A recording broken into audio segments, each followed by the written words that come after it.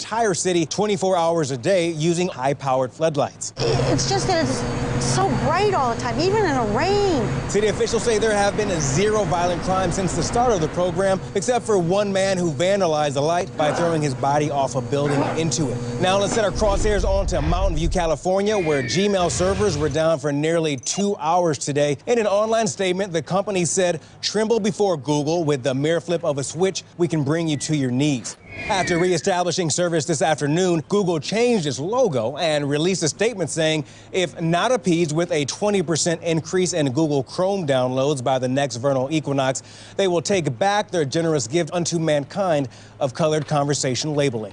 All right, you can take off your helmet. You have survived the News Blitz. This is the Onion News Network.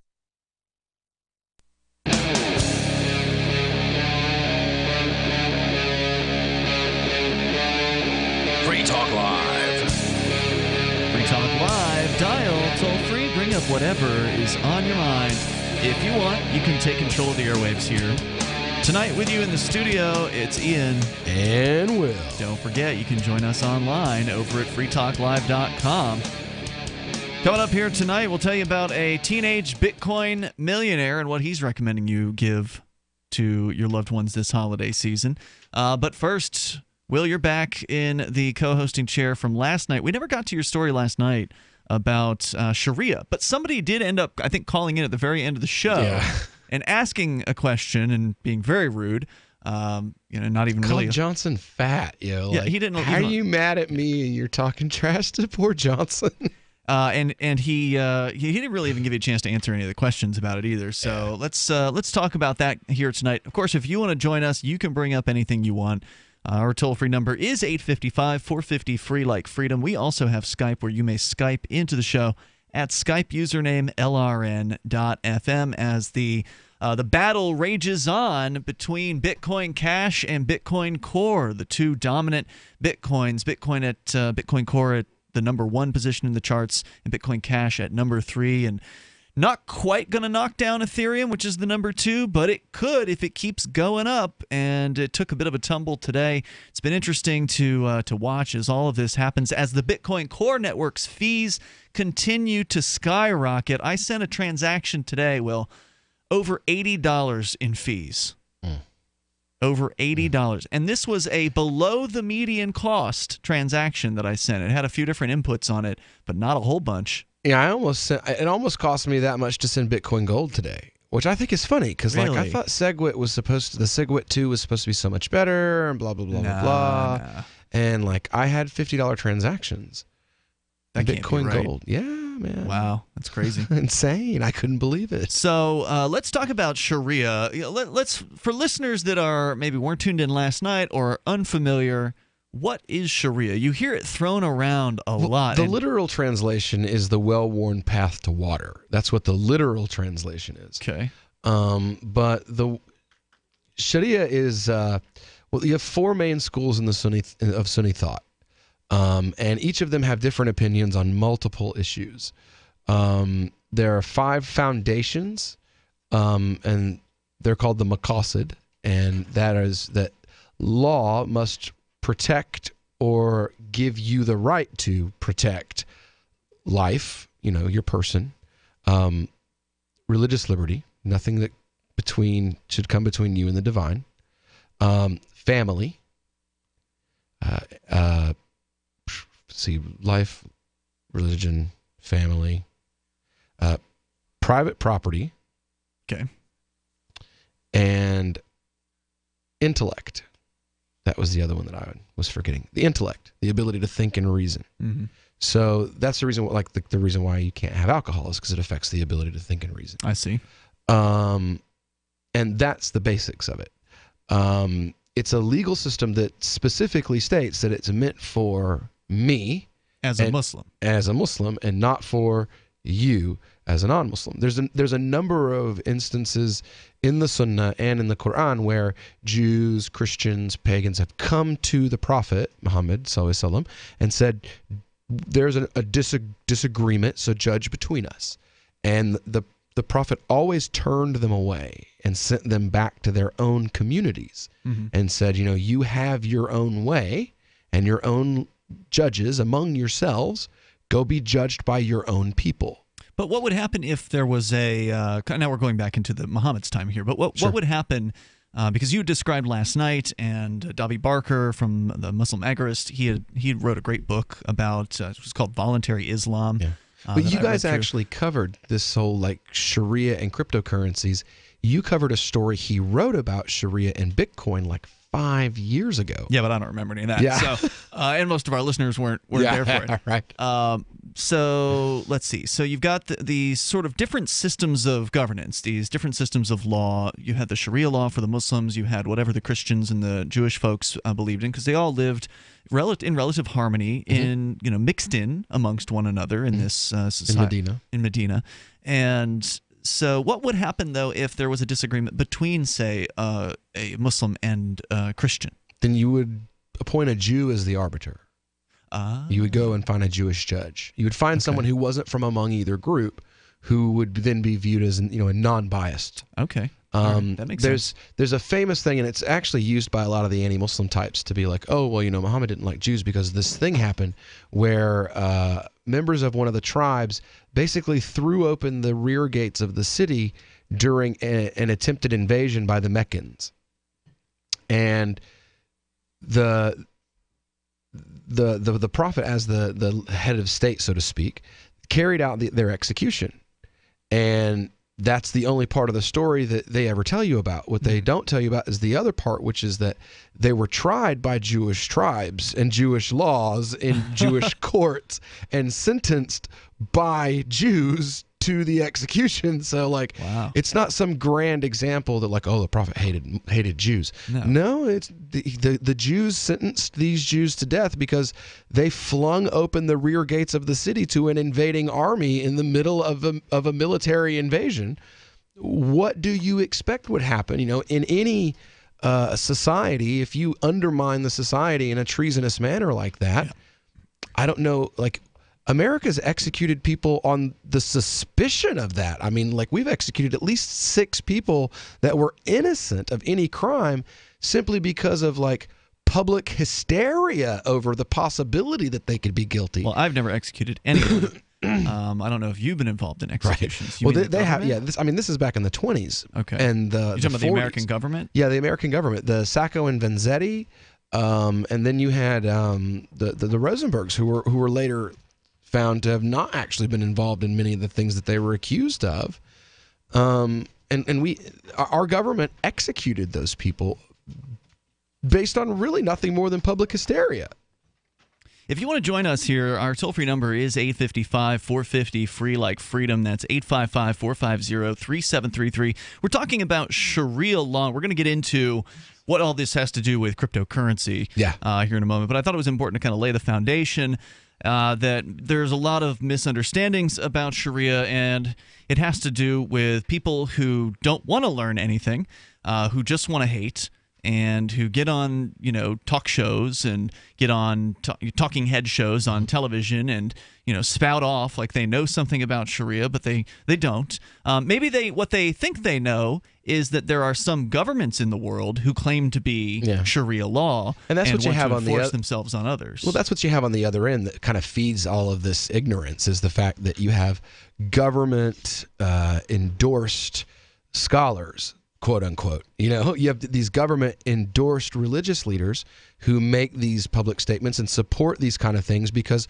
their governments carry these things out. So, of course, the religious scholars that are getting their paycheck from the government are like, yes, this is a great thing. But then when you look at if you look at religious scholars who live here in the U.S., who are, even if they're educated overseas, when they come back here, they're like, yeah, what they're doing over there is insane, and here are the reasons why according to the texts.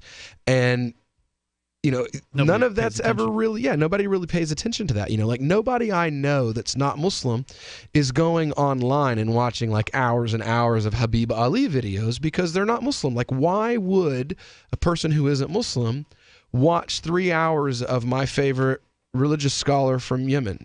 Why? Why would they do that? They're not Muslim. Why would they? Right. So, for them not to know, to me, is totally well, of course you don't know. Why would you? Mike joining us. Mike Laurie. Sorry about that. Mike, woo! All right, what's up, man? Well, it's kind of like comparing, for instance, Westboro Baptist Church teachings to, let's say, a Unitarian or Catholic. Everybody's a Christian, but they have radically different interpretations of it. Well, I would even go even further to say, like, when you're talking about, like, when it comes to, like, terrorism and the advocacy of violence, that you're talking, like, it's a difference between your neighborhood Baptist church and, like, Joseph Kony, like Kony 2012. Yeah, exactly. Or like the Indian, you have Indian Christian terrorist groups that are forcibly converting Hindus and Muslims to Christianity. I would compare it more to that than the Westboro Baptist Church. Oh, I'm sure it's a wider spectrum. More coming up here. You want to join us? Toll-free number 855-450 free like freedom 855-450-3733. This is Free Talk Live. Dash is digital cash, a digital currency designed to replace cash and help people manage their own wealth. It's fast and easy, fees are low, and transactions are confirmed instantly. Pay anyone, anywhere in the world, anytime for just pennies on the dollar. Dash is the first digital money that's governed by its users. Join Dash at dash.org and help build a better financial system for everyone. Find out more at dash.org. I got my Blink home security system delivered right to my door. I downloaded the app and it walked me right through the easy setup. Even with my complicated router system, I was done in like 10 minutes. Now it notifies me whenever something moves in front of the wireless cameras, or I can just check it whenever I want right from my phone. And I got you a deal. Get 3 Blink cams for what the other guys charge you for 1, plus an extra 10% off. Visit blinkprotect.com/FTL. blinkprotect.com/FTL. blinkprotect.com/FTL. I've said it many times on air, and I'll say it here. The New Hampshire Liberty Alliance is one of the most important organizations for freedom in the world. New Hampshire is ground zero for freedom, and the NHLA is the best organization at promoting effective liberty activism. This ad is sponsored by Free Talk Live, and I, Mark Edge, am a lifetime member because I believe in the NHLA. Please check them out at nhliberty.org. Not everyone can move right now, but you can support the cause. Donate top cryptocurrencies or old-fashioned U.S. dollars, nhliberty.org. Visit their website and see what they're all about, nhliberty.org. Earlier this year, after many years of conflict over the direction of Bitcoin, the creators of Bitcoin Cash did just what they were told to do. They forked off. Now there are 2 Bitcoins, the one that is run by the big bank patsies, and Bitcoin Cash, the one that stays true to the creator's vision. Bitcoin Cash has surprised many with its relevancy and staying power, and the price reflects it. If you believe that Bitcoin was meant to be a low-cost, easy-to-use, peer-to-peer currency that could bring economic freedom to the world, you need Bitcoin Cash. Get your Bitcoin Cash wallet right now at bitcoin.com. Is spreading the message of liberty, cryptocurrency, and peace around the globe worth $2 per month to you?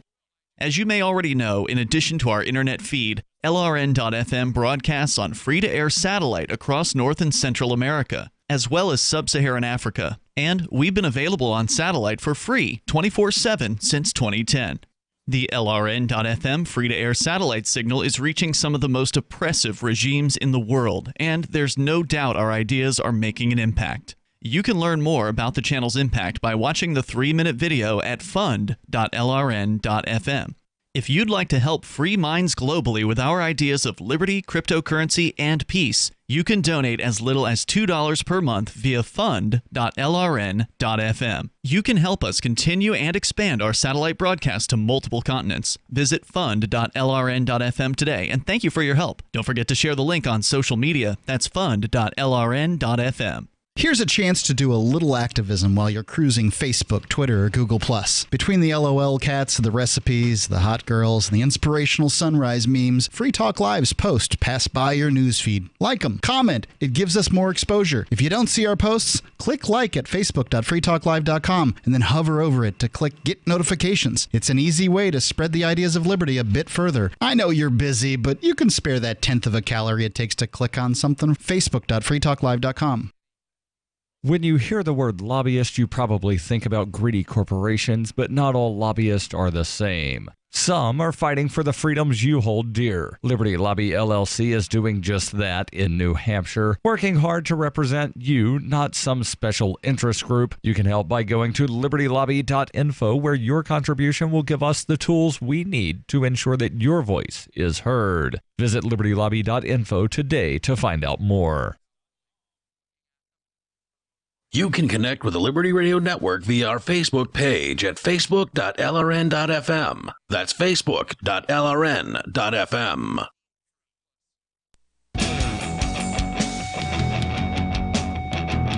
This is Free Talk Live. You can bring up what you want. Just dial in toll-free at 855-450-FREE, like freedom. That's 855-450-3733. If you want to learn more about Bitcoin, great place to go and get started is Bitcoin.com. You just go there. You can learn the basics about the world's first cryptocurrency that arguably doesn't really exist the way it once did. Bitcoin Core is what some people might call what the original Bitcoin was. There's also now a Bitcoin Cash that is trying to scrap for dominance. They are number 3 on the charts, and Bitcoin Core is pretty solidly dominant, but it is interesting watching Bitcoin Cash and seeing that they've got virtually no fees compared to Bitcoin Core. I mean, there's some. It's usually like a median fee of 2 cents, whereas the median fee for Bitcoin Core today went above $30. Yeah. $30 Huge. is your typical transaction fee on Bitcoin Core, which is it's tragic. So you want to learn more about them, go to bitcoin.com, and that is where you can get the basics. Bitcoin.com. We're going to continue. We'll talk more about Sharia law and cryptocurrency coming up here in moments. Sharia law wasn't what you thought it was, probably. If you're not a Muslim, you probably don't know that much about it. Despite what if you heard. are a Muslim, you probably don't know that much about it. You're right. Let's go to Surf Daddy first, though. He's in Ventura, California, and you're on Free Talk Live. Hello, Surf Daddy. Hey, Ian and Will. How you doing? And Mike's here, too. Go ahead. Oh, hey. How you doing? Yes, sir. Hey, I was calling. I just looking up the article. I guess mistrial with the Bundy case. Huh? Really? Yeah, they declared a mistrial today. Interesting. I was just starting to read it, sitting here on hold, and I guess they may even have let Ammon out already. Wow, let somebody out on a mistrial? Yeah. That's unusual. Yeah, I'm not sure. I just opened up the article, but it was declared a mistrial today. Huh. And I think that John in Nevada, who's been following that case very closely and has called in about it several times, we're talking about the Bundy standoff case from back in 2014 that happened out in Nevada, where it was the Bureau of Land Management versus a family who they had a disagreement about grazing rights, and it came to a literal standoff.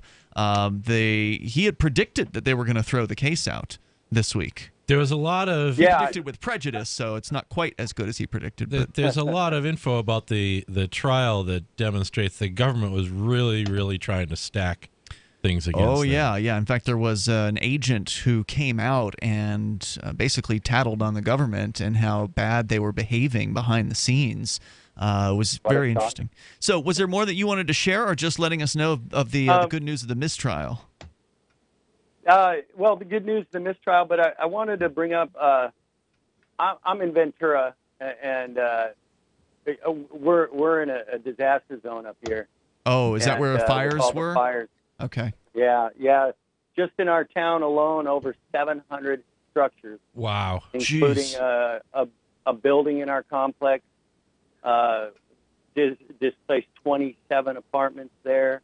Right across the street, 60-unit apartment building went up. Damn. It's quite the disaster, and I just wanted to plug it. If anybody's interested in donating, I would donate through the Salvation Army. Okay. They're doing a great job out here, helping out the thousands of people that are displaced now.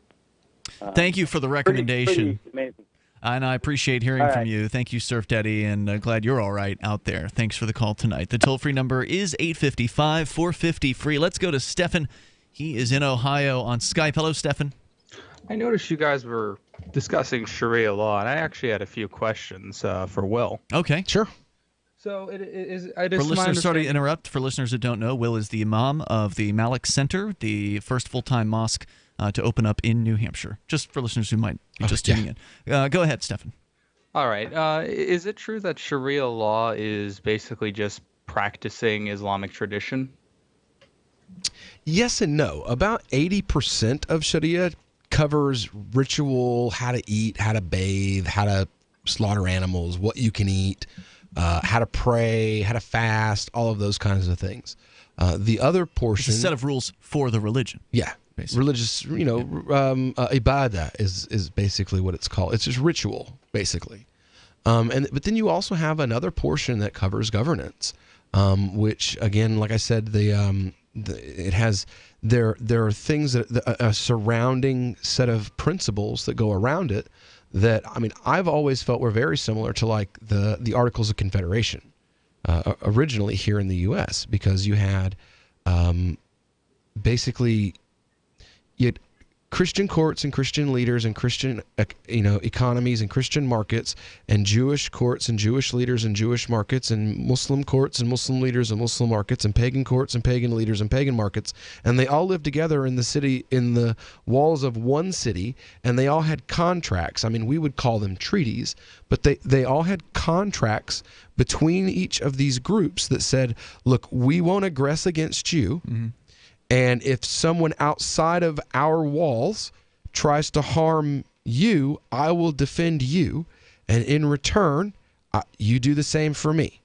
If anybody tries to hurt you, I'll defend you. We'll come strapped up and ready to roll. And you have scholars throughout Islamic history that actually state that over and over again. Ibn Hazm, about 200 years after the death of the Prophet. And then again, Al-Qaddafi, one of the most renowned Maliki scholars, Maliki is a Sunni school of Islam. One of the most renowned Maliki scholars, Shihab al-Din al-Qaddafi in the 13th century, saying the same thing, that if someone attacks your Christian neighbor with force to harm them, if you don't come literally willing to die to defend them and their rights, then you are violating an oath given by Muhammad and by Allah. And now, does it mention that anywhere in the Quran? The oath itself, or yes. Well, the oath is taken from the Sirah, which is the actions of Muhammad, and there's an actual contract that the Prophet wrote with the Christians of Najran that you can find. I mean, you can find you can find pictures of the actual physical contract. It still exists today. It has Muhammad's handprint on the contract that he wrote, and said that the Christians would be protected, their churches would be protected, the contents of their churches would be protected, the people would be protected, and if they weren't, whoever harmed them would be violating this oath. And I mean, it's sad that within 2 generations after the Prophet died, Muslims were doing exactly that. I mean, I'm not going to say doing what? Violating that contract, violating that oath. And that's why you have, I have a book at the mosque. I purposefully bought this book with some of the donations that we were given. It's written by Jalaluddin al-Suyuti. It's called The Khalifas Upon Right Guidance. And basically, he goes from the 14th century back to the time of Muhammad and finds all the rulers who actually did what they were supposed to and ruled in at least as close to the manner that they were supposed to as possible, and said, well, basically everybody else just did whatever they wanted and ignored all the rules. Stefan, hang on. I think you had probably some more you wanted to ask, so we're going to continue here. It's Ask a Muslim on Free Talk Live. Will Coley is with us, as he is every Wednesday night, and we'll continue. You can bring up whatever's on your mind. We'll talk more about Sharia law and cryptocurrency, which is kind of where all this is going eventually. Yeah, that's what I wanted to talk about. 855, 450, Free Like Freedom. This is Free Talk Live. If you or someone you care about loves outdoor adventure, then check out slingbow.com for some unique holiday gift ideas. That's slingbow.com, where we have some innovative new products for the archer, hunter, or bow fishing enthusiast in your family. Now through January, use the promo code HOLIDAY to get free shipping in the U.S. or Canada. And from all of us at Slingbow Industries, have a safe, joyous, and peaceful holiday season. Anytime, any place, anywhere, radio remains the most intimate of all forms of media. At home, at work, in the car, on smartphones. Over 90% of consumers still listen to radio every week. That makes choosing radio as a place to advertise your business one of the best decisions you can make. Email advertise@gcnlive.com and partner up with an experienced GCN representative. Advertise@gcnlive.com. Easy, affordable, effective. Hi, I'm Derek J. I don't want a politician to represent me. To me, government is the idea that one group of people can coerce everyone to comply with an edict or face increasing punishments up to and including death. Despite perhaps the most noble of intentions, the best government services are a far cry from what could be provided for by voluntary interactions. Besides, the people who call themselves the government wage wars and put peaceful people in jail for crimes involving no victims. If Starbucks used some of its money to drop bombs, I wouldn't shop there. So why would I support the American empire? The empire does not require my consent. Derek J's Victimless Crime Spree. Watch it for free and order the Director's Cut DVD at victimlesscrimespree.com. That's victimlesscrimespree.com. Hi, this is Mark Edge of Free Talk Live. Michael W. Dean's book, User's Manual for the Human Experience, changed my life. In a culture that attempts to turn you into a compliant victim, this book gives you implementable steps on everything from how to be aware of your environment, walking down the street, to business, to how to handle a toxic person in your life. If you're a human, you need to read this book at least once. Go to Amazon and get the Kindle version, or paperback, or an audiobook of A User's Manual for the Human Experience. So you've heard all 3 hours of the latest episode of Free Talk Live, and you're still hungry for liberty-oriented audio content? Did you know that we have another 24/7 audio stream at LRN.FM? The Liberty Radio Network airs the latest episodes of some of the best liberty-oriented podcasts on the internet around the clock. In addition to recorded content, you'll also hear live shows like Free Talk Live, originating from our Keene, New Hampshire studio. So listen anytime at LRN.FM. That's LRN.FM. Free Press Publications is an independent, alternative media and publishing company founded in June 2009 with the mission of ensuring a free press for the freedom movement and is committed to spreading the message of peace, freedom, love, and liberty. FPP also gives new authors an avenue for publishing freedom-oriented material.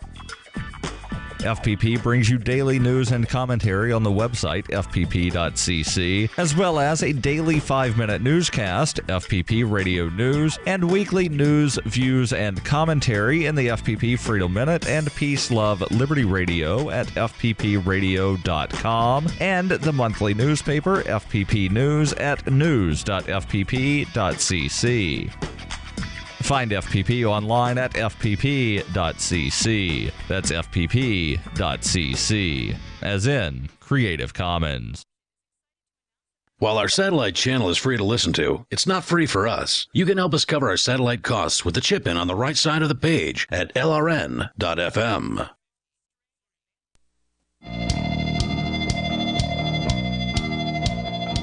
This is Free Talk Live. You're invited to join us on the radio. Take control of the airwaves at 855-450-FREE, like freedom. That's 855-450-3733. And if you want to help build a better financial system for everyone, join Dash. Dash is Digital Cash. It's a digital money platform designed to replace cash and help people manage their own wealth. It's fast, it can be private and easy. Fees are low, transactions are quick, and can be confirmed instantly. You can pay anyone, anywhere in the world, anytime for just pennies on the dollar. Dash is decentralized and run by users who earn rewards for helping run the network and make governance decisions. Anyone can invest in Dash and earn rewards for helping run the Dash network. So join Dash and help create a better financial system for everyone.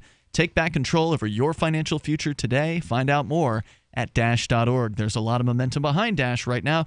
Go to Dash.org and find out why. As we go back to Stefan, he's on the line in Ohio. You'd called in since we've got Will Coley on the show with us here tonight, the host of The Call to Freedom, one of the founders of Muslims for Liberty at Muslims4Liberty.org. And he was talking about Sharia law. You had some questions related to that. I don't know if let me explain. I'm on a Discord server basically that's all about politics and things like that. Now Discord is where people just have an open chat room, right?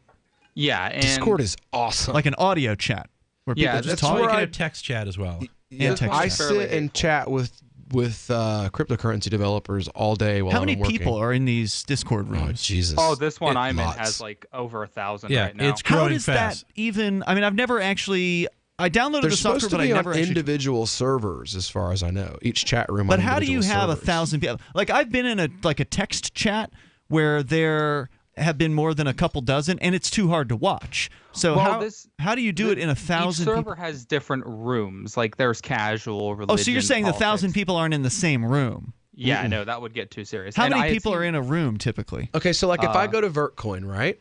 I can go in general where there's like maybe a dozen people, or I can go in the Vertcoin traders room, which is specifically about talking about trading in Vertcoin. I see. And that usually has like 20 people at the very least, maybe up to 100 people, depending on the time of day and what's going on in the market. Then there's another room called trading altcoins, and there's again between 20 and 100 people in that room, depending on the market. And they're talking about, Verge and Aurora Coin and like all these like obscure coins that I trade in. And then there'll be another room that's devoted to mining talk, and there's like 30. And this is all within the Vertcoin. All within the Vertcoin server. There's another room that's devoted to nothing but going in and donating to the Fawcett Fund for the Call to Freedom's Vertcoin giveaway when we start up next year. Okay. So you can make your own room on their server? The people who are running the server make the room, but they wanted to make me one because, that's nice. I'm awesome. Yeah. So, but you can go get tips. You can go in and put in like Fawcett, and it'll like, we'll give you 0.0001 Vertcoin. You can go back and get a free tip every day. So it's got a built-in robot that can tip bot. just deliver Bitcoin and other cryptocurrency. That's pretty cool. Yeah, it's awesome. So, Stefan, what about Discord? I'm sorry. The reason I brought this up is I'm in a Discord server, and a lot of the people are fairly right-wing, fairly nationalist, and they have a list. They call it the Sharia law checklist, and I'm not going to read the whole thing because I bet this is full of ignorance. Actually, go to MuslimsForLiberty.org. There is a article that was written by a brother I know named Ghanem, and it specifically targets the meme you are talking about and goes through the entire checklist. It's called the unsportsmanship of Islamic internet memes or something like that. But it specifically is talking about that meme, and it goes through the entire checklist. And Ghanem is an Islamic studies student right now. He's not he's not a scholar. He's a smart cat, Like don't shine on him at all. I mean, he puts me to shame sometimes. So is this just a fully misinformed list of things that they believe to be true about Sharia law? Absolutely. This particular one was written by one of the moderators in the general chat room. I only had a question about one of them. Is it true that Sharia law permits you to chop somebody's hands off for stealing? That's, again, it's kind of a yes and no kind of a thing. Is that a possible HUD punishment? Yes. Up to that point, yes. Is that a typical HUD punishment? No. What's a HUD punishment? HUD is just a listed punishment. Okay. With theft, there are listed by who?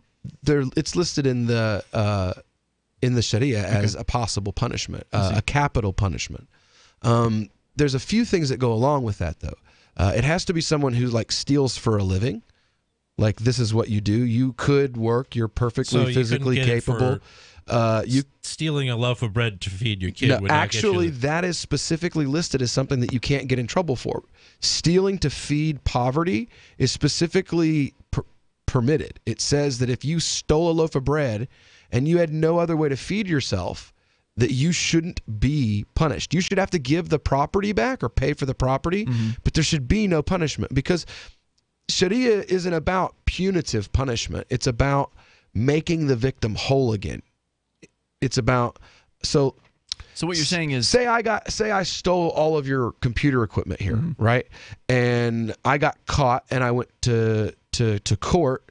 In the Maliki school, if I gave it back to you after I was convicted, that's the end of it. I'm convicted, but I gave you back your property.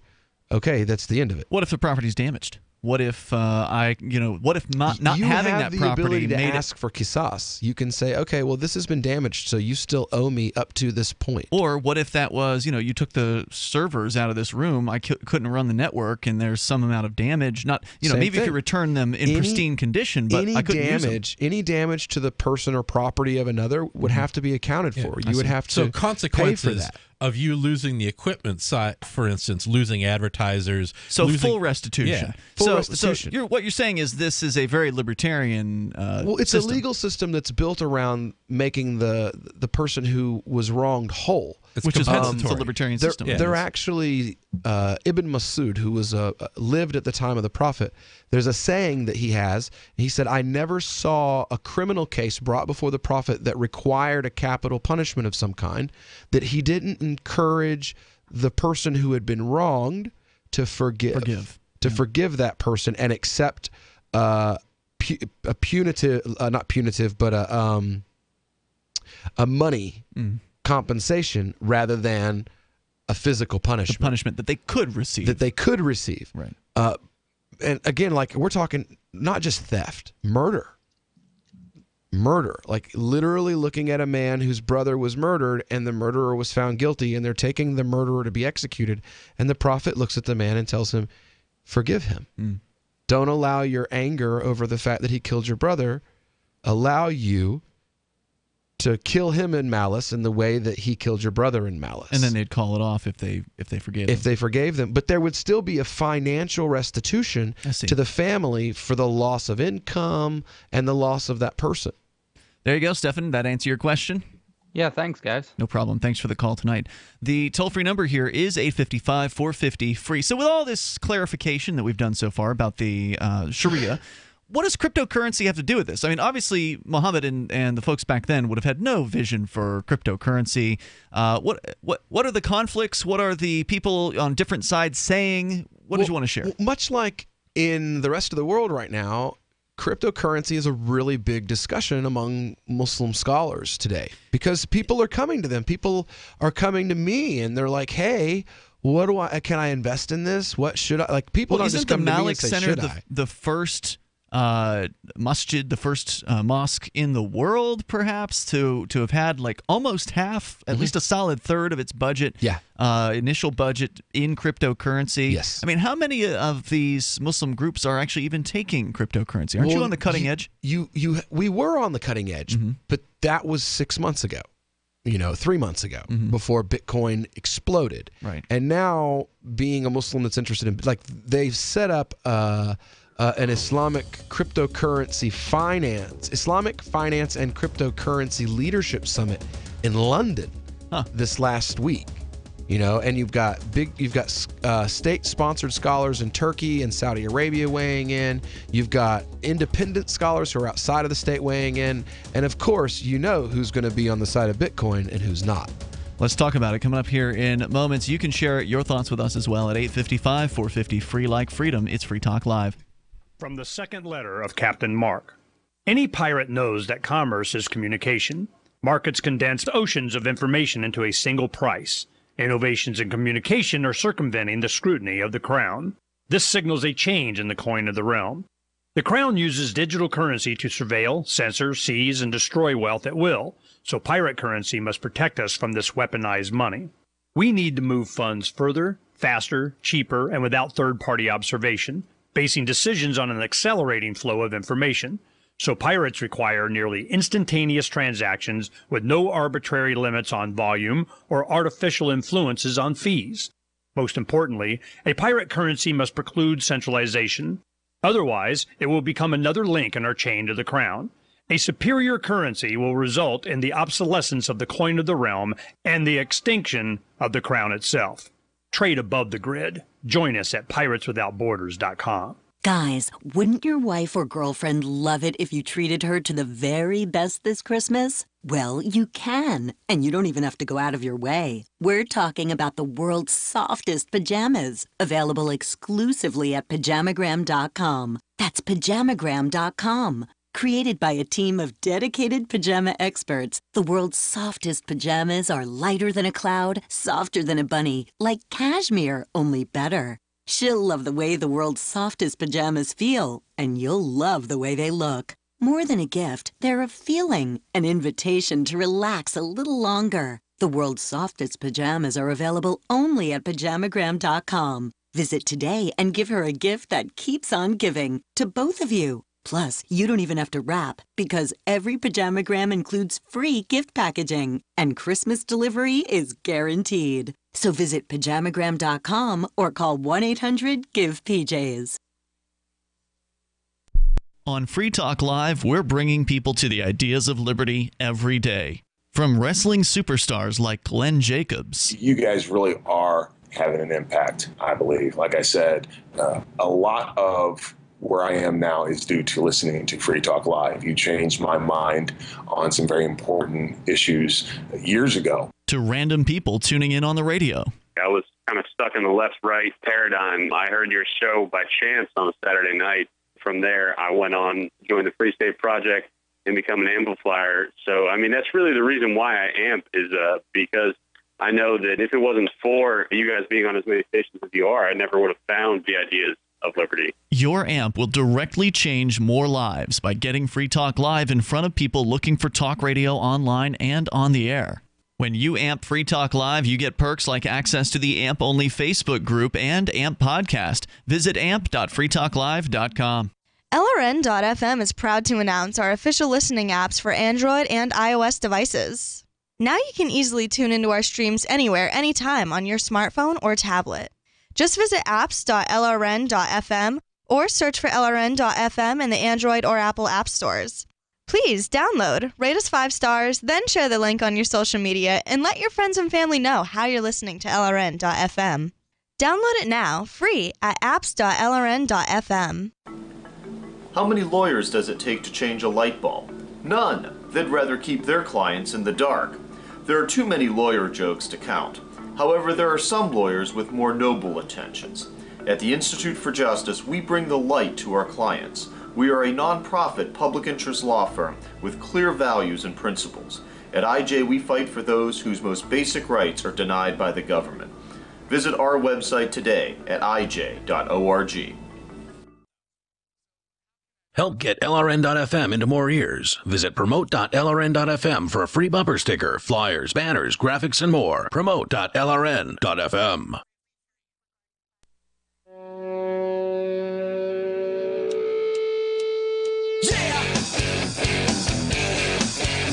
It's Free Talk Live. You bring up whatever you want.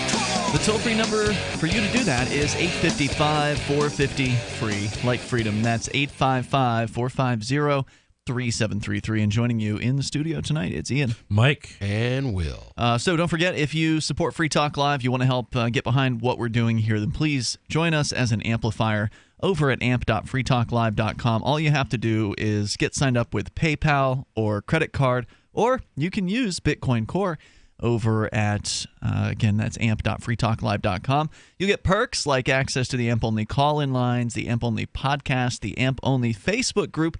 You also get a special badge if you have a username on our Free Talk Live forum. So head over to amp.freetalklive.com. It's money that we invest into the show. $5 a month is all it costs, and we take that in and invest it into helping us get on new radio stations and bringing new listeners on board to expose folks to the ideas of peace and liberty and cryptocurrency. So go to amp.freetalklive.com. You can get signed up there. Again, that's amp.freetalklive.com. It's Ian, Mike, and Will in the studio here tonight. Will, you were getting into the question of cryptocurrency and Sharia law. Sharia law being the set of rules that Muslims must live by, not a set of rules that everybody's going to be forced to live by. At least that's the orthodox view on things as I understand it. So what's the conflict? Is there a conflict? Is it sort of the same old? The governments hate Bitcoin. The banks hate Bitcoin in Islam. I mean, what's pretty much? What do you want to share? I mean, it's literally a metaphor for what we see everywhere else and how similar, society to society things are. You have the head of the religious authority of Turkey coming out and declaring Bitcoin and cryptocurrencies, ICOs, the whole thing, everything involved in the cryptography community is haram. Haram meaning? Forbidden, totally forbidden to Muslims, period. Meaning God forbade under this. what basis? Basically, yeah. Well, on the basis that he said so. No government has no ability to control or back it. So but that's not based on anything that God would have Well, actually, like that was one of the arguments that I immediately made was, look, where is that in the Maqasid? Because the Maqasid states that like it has to protect one of these things for a law to be valid. So wherein that is government? Like when did we add a sixth Maqasid? Like I know Al-Qaddafi tried to add a sixth Maqasid in the 14th century when he stated that the protection of human dignity. You know, he was kind of a social justice warrior, in you know, like long before those things really existed. But he didn't say, well, because the state doesn't like it. Like that's never been a basis for law. Like as a matter of fact, when many times when the state was like, look, I don't like the fact that these things happen, the religious scholars of the day who were independent were like, and what's that got to do with anything? You know, there's a famous conversation between Omar ibn Abdul Aziz, who's like a 9th century political leader, like a Khalif in the 9th century, and Al-Hasan al-Basri, and he's like, you know, I don't like that the non-Muslims can still drink and eat bacon and marry their sisters when Muslims can't do that. Why should they be allowed to do that? And Al-Hasan al-Basri's response was, because it's the law, and if you don't like it, tough luck. You know, like, so like, because the state doesn't like it has never been the basis for like why something should be allowed or not allowed. So where is your backing besides that? And then you have religious leaders in Saudi Arabia coming out and saying the same exact thing. And then turn around, here come the religious leaders who aren't employed by the state, aren't connected to these people who are sucking the American teat, Turkey, Saudi Arabia, constantly sucking up to the EU and the US, you know, who aren't sucking up to the banker class. And they're coming out and they're going, well, actually, currency is currency. Commodities are commodities. And yeah, there may be some gray areas, but we don't know enough about it to declare anything haram yet, at the very least. You know, and you have this thing, the article that I was wanting to talk about, it's from Ibrahim College. And this is Mufti Abdul Qadir Barakallah, and so he's a mufti. What's that? He's like as high as you can get. Like he is a scholar of tafsir. He's a scholar of Quran. He's a scholar of fiqh, which is understanding of law. He's a top cat as far as like religious scholar. And who's he writing for? Ibrahim College. Okay, and he was at a workshop of Islamic finance practitioners and digital currency development organizers that came from the Islamic Finance and Cryptocurrency Leadership Summit in London, and they all spoke their mind about the topic. And he, as an Islamic finance scholar, decided that he would express his feelings on the topic. He says, firstly, as is the case with media, regulators, bankers, and financial institutions, current vocabulary fails to properly express an emerging phenomenon called blockchain technology and digital virtual cryptocurrencies. Attitudes vary between high hopes and skepticism. Sharia opinions are no exception. Cursory fatwas or Sharia opinions. This is just a legal opinion. It's not a law. It's my fatwa is like your opinion. All a law is an opinion backed by a gun. Exactly, right? At least in our society. From Malaysia, says scholars in Malaysia and Qatar are skeptical. Some declare it outright haram due to its intangibility, volatility, non-convertibility, and there are no shortage of opinions from Google sheikhs.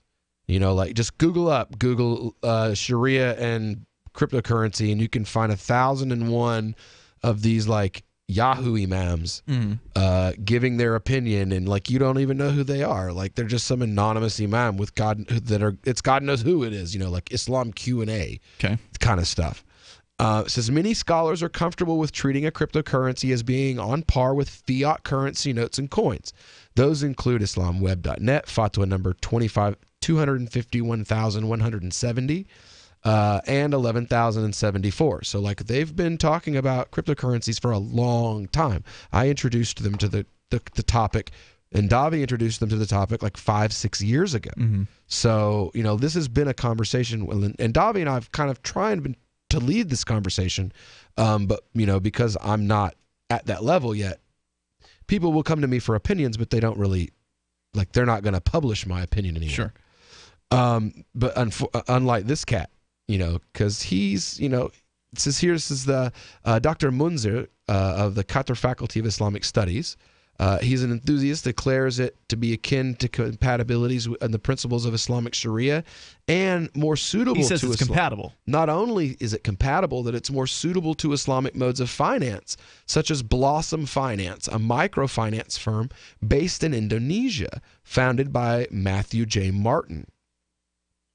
So, and he goes on, he talks about the history of money and how, every time there's been an evolution in the concepts of currency, there's always been like Chicken Littles and early adopters, like there's always been this kind of a conflict. He says, what we need is not a burst of cursory fatwas and other brief remarks, but the sponsorship of scholarly research papers on the position of cryptocurrencies in Sharia. That the cryptocurrency market is still in its infancy as a whole. It remains a niche within the global financial system. $600 billion niche right now. It's going up, and it's going to hit, I bet you it'll hit $1 trillion by...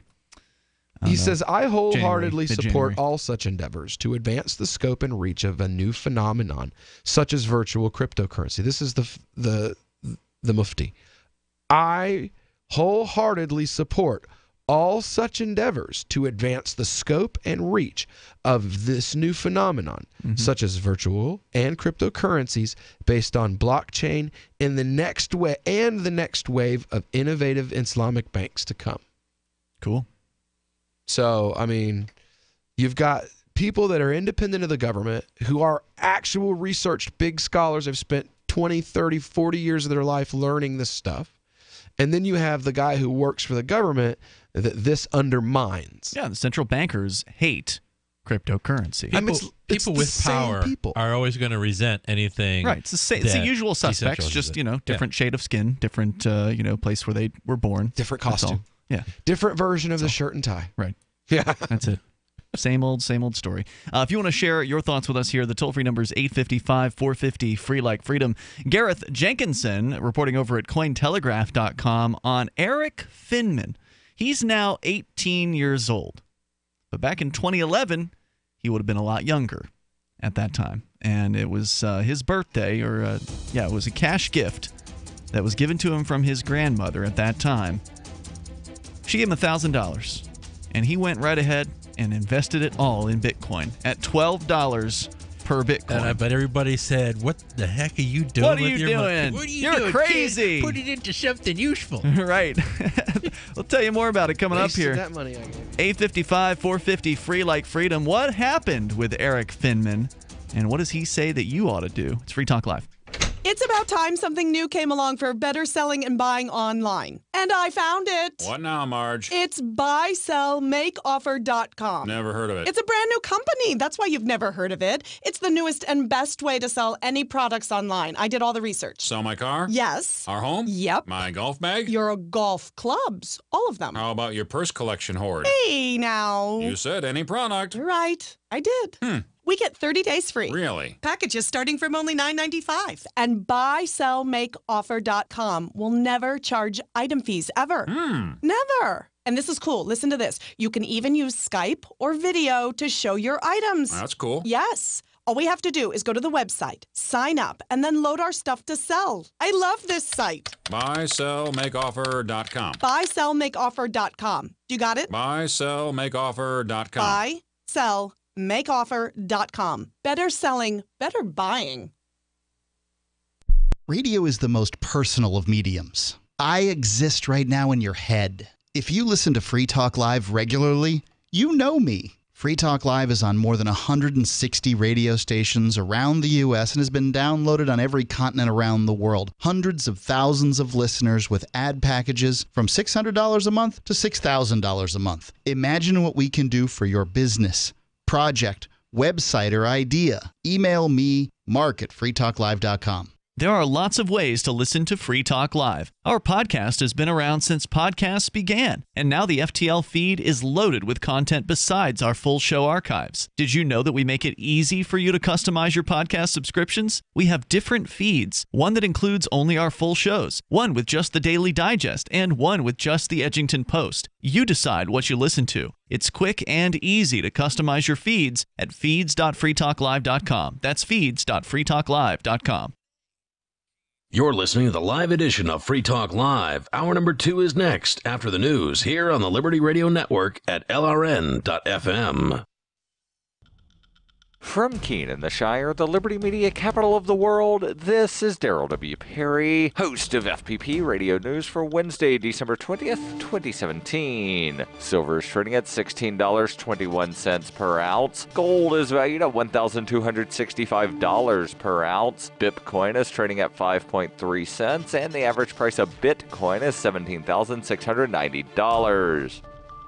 Antiwar.com reports Saudi Arabia's airstrikes against targets across northern Yemen have been a consistent reality since the early 2015 invasion, and civilians have borne the brunt of the strikes from the start. Escalating attacks, however, suggest a disturbing trend, with the UN High Commission for Human Rights expressing deep concern. That's because not only are the civilian death tolls mounting, with 136 people killed in airstrikes in 11 days, but the nature of the strikes have been increasingly troubling, suggesting less and less Saudi care in targeting.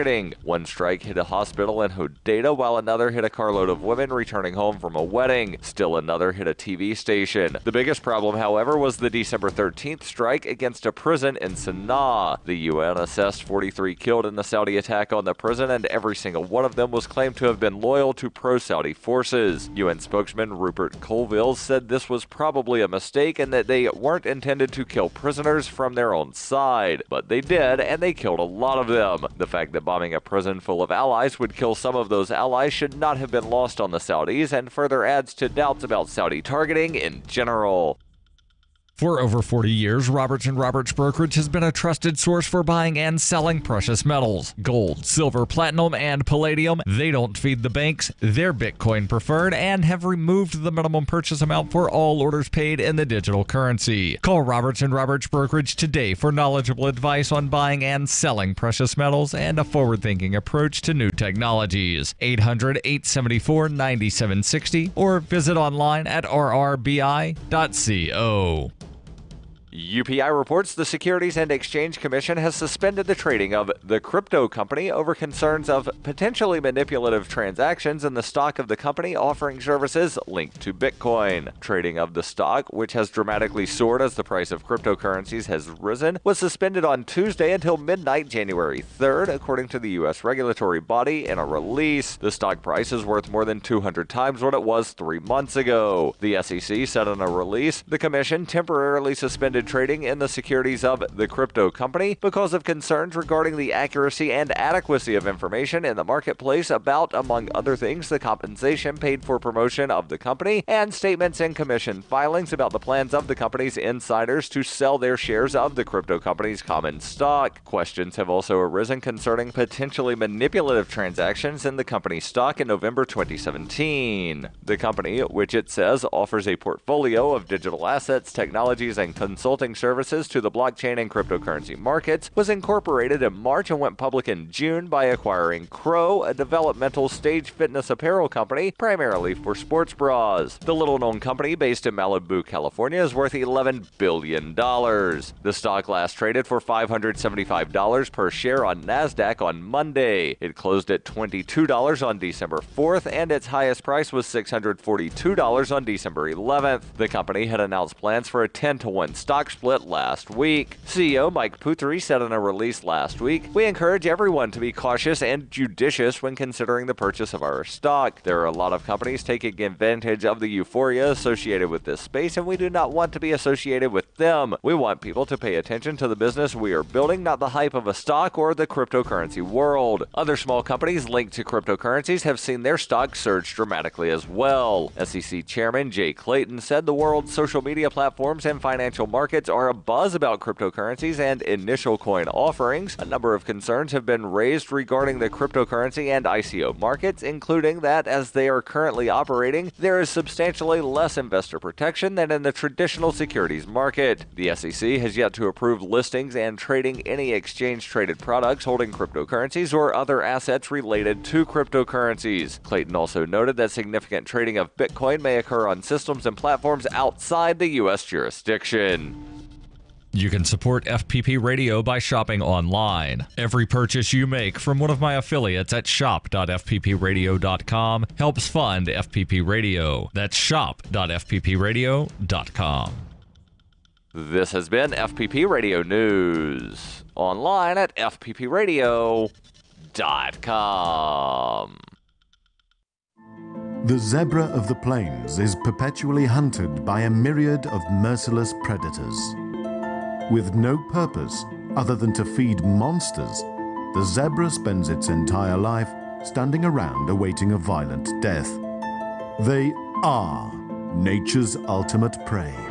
The zebra paces the earth, patiently going through the motions of life, knowing that at any moment it will end in a sudden shock of pain and brutality. With its black and white stripes serving as an ostentatious beacon to any nearby predators, the zebra whiles away its time before gruesome elimination. Zebra wait on the pantry shelf that is the African plain before something finds it and, at last, remembers to eat it. This is the Onion News Network.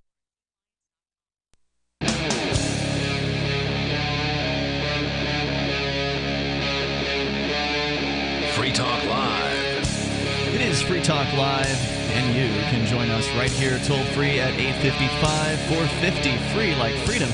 It's 855-450-3733, and we've got Skype as well. Our Skype username is LRN.FM. Joining you in the studio tonight, you've got me, Ian. Mike. And Will. So we were going to tell you about Eric Finman. He was, back in 2011, given $1,000 in cash from his grandmother. I don't know if it was a birthday present or what it was, but he was pretty young back then because right now Eric is only 18 years old, according to Cointelegraph.com. I love his grandma. I bet he does too. The price that he paid, he paid with her money, was $12 per Bitcoin. Right now, a Bitcoin is worth over $16,500 US per Bitcoin. So quite the increase there for young Mr. Finman. All my grandma ever gave me was $5 and an ugly sweater. So if he had paid $12 per Bitcoin with $1,000, he would have gotten 83.33 Bitcoin. And right now at over $16,500, that is a cool $1.3 million for Eric Finman. So not too shabby for a $1,000 investment. And his early investments helped him win a bet that he had with his parents that if he became a millionaire before he turned 18, he could opt out of going to college. Nice. Among other accomplishments and ambitious plans, the young millionaire has stated that he plans to launch a satellite time capsule with NASA to orbit the Earth. Finman is still actively involved in the cryptocurrency space. Talking to CNBC this week, he insists that he's still passionate about Bitcoin and admits that it's always hard to part ways with the valuable virtual currency. He said this, quote, "Whenever I sell a little bit of Bitcoin or pay for something in Bitcoin, I multiply that price by 10 because that's where I think Bitcoin's going. I think it's going to be huge and I think it's going to be incredible, so I try not to take out any." Following a massive bull run, back to CNBC here, or Cointelegraph rather, since October, Bitcoin hit the 20,000 mark this weekend. With such significant price growth in a relatively short amount of time, investors looking to get their hands on Bitcoin will have to fork out a lot of money to get a sizable amount. Nevertheless, Finman says the time is still right to buy the preeminent cryptocurrency, and recommending giving Bitcoin as a holiday gift. He says, quote, "I think it's a wonderful time to buy Bitcoin. You can actually buy a fraction of a Bitcoin. Buy $100 or $50 worth of a Bitcoin. It would be a great stocking stuffer." And that again was Finman. He said he had reiterated his belief that virtual currencies are not just an easy way to get rich; they are at the forefront of a fundamental change in the way people transact and store wealth. He said finally, quote, "Bitcoin to me, it's not just an investment. It's not just maybe a get-rich-quick scheme, as a lot of people put it. I see it as the future of currency. I see it as the future of the financial system." And of course, if you take what some people who might know a thing or two about money, John McAfee, for instance, has predicted $1 million price in Bitcoin, I think by the year 2020, if I recall correctly. And so I totally agree with this guy. If you spend Bitcoin today, make sure you buy some more. If you can afford to buy more, like if you feel like you need to spend Bitcoin on something, try to replenish your stock, unless you're spooked and you want to sell out a little bit. And I did this. Call me. Yeah, I did this a little bit with some of the church's Bitcoin back before the supposed fork that was going to happen in November that ended up getting called off, because I was spooked. I thought maybe the price was going to crash if the fork happened, and then the fork ended up not happening, and the price ended up quadrupling. I'll Since that time. confess, I'm spending Bitcoin, but only because investors are sending me Bitcoin as their investment in my company. Oh, okay. And so we have to spend it You have to. pay our expenses and That's what they're salaries. expecting you to do. Yeah, exactly. But in this case, you can't blame this guy. I mean, he says, he imagines that whatever he spends in Bitcoin is going to be 10 times as valuable very, very soon. And that was true within the last year. If you had spent Bitcoin a year ago, it would have gone up by like almost 2,000% since that time. It's absolutely incredible to watch it. So, again, words of wisdom from a very young man who is just turning 18 but has been a Bitcoin holder now for the last 6 years of his life. And as he points out, I think one of the most important things he says here is you don't have to buy a whole Bitcoin. You can buy a fraction of it, and you can hold on to that. Now, unfortunately, the fees have been just absolutely ravaging anybody's opportunity to purchase Bitcoin, because today, once again, we're seeing a run-up in what they call the Bitcoin mempool. It's solidly at like 200,000 waiting transactions. Well, it's because the hashing power is moving over to Bitcoin Cash right now. So their miners are jumping ship, is what you're saying? The people that are mining Bitcoin Core are now mining Bitcoin Cash, you say? Yes. And it's because, Bitcoin Cash just exploded because it's starting to be listed on Coinbase now, and that just drove the price huge. crazy. Yeah. And people are getting into it big time. So it crashed Coinbase last night. Yeah. Because of that. And so it didn't just crash Coinbase. You couldn't do Jack on Changely this morning when I got up. You couldn't get into any of the exchanges. Well, all of these exchanges. I was just reading the blog post from the Kraken Exchange, which is one of the bigger exchanges out there. It's a European-based exchange, but they have a domestic arm in the United States, so they're fairly popular here. And their site has basically been unusable for the last 2 months, and it's gotten even worse in the last month. And they've got a blog post up that they made 5 days ago, basically acknowledging, sorry, you basically can't use our website right now. And if you do use our website, you should expect that it's going to be effed up. So we're sorry about that. We've got 50,000 new users every day in the last several days. Is that functioned up or? It's whatever you want it to be. But they have 50,000 new users every single day, 10,000 new support requests every single day. Will, you and I, we've had support requests in for like a solid month, basically, on this website because we've got trading accounts there. Well, and we're just Coinbase finally got back to me. Oh, really? They want after the 2-month wait, they want me to send them more paperwork. More paperwork. Yeah, it's bad, man. And Coinbase, I heard through the rumor mill, Coinbase was getting 100,000 signups per day. Tons. I saw the CEO of Bitstamp, which is the largest, I believe, exchange in the UK. I believe he said they were getting 100,000 signups per day. So you look at these numbers, it's tremendous. This is a major growth spurt for cryptocurrency right now, and we're experiencing some severe growing pains. They can't hire people fast enough and train them fast enough and fix their systems fast enough to make this stuff work. It's amazing anything's working. That's why I've just found ways to do my trading through other sources. And it's not like this is new, particularly with Coinbase. I mean, Coinbase has been having scaling problems since May. Sure. and they've got the capital on hand that they should have There's been. no excuse. There's really no excuse. They need to do a lot more hiring and really put a lot of money into scaling, because it's only going to keep getting bigger.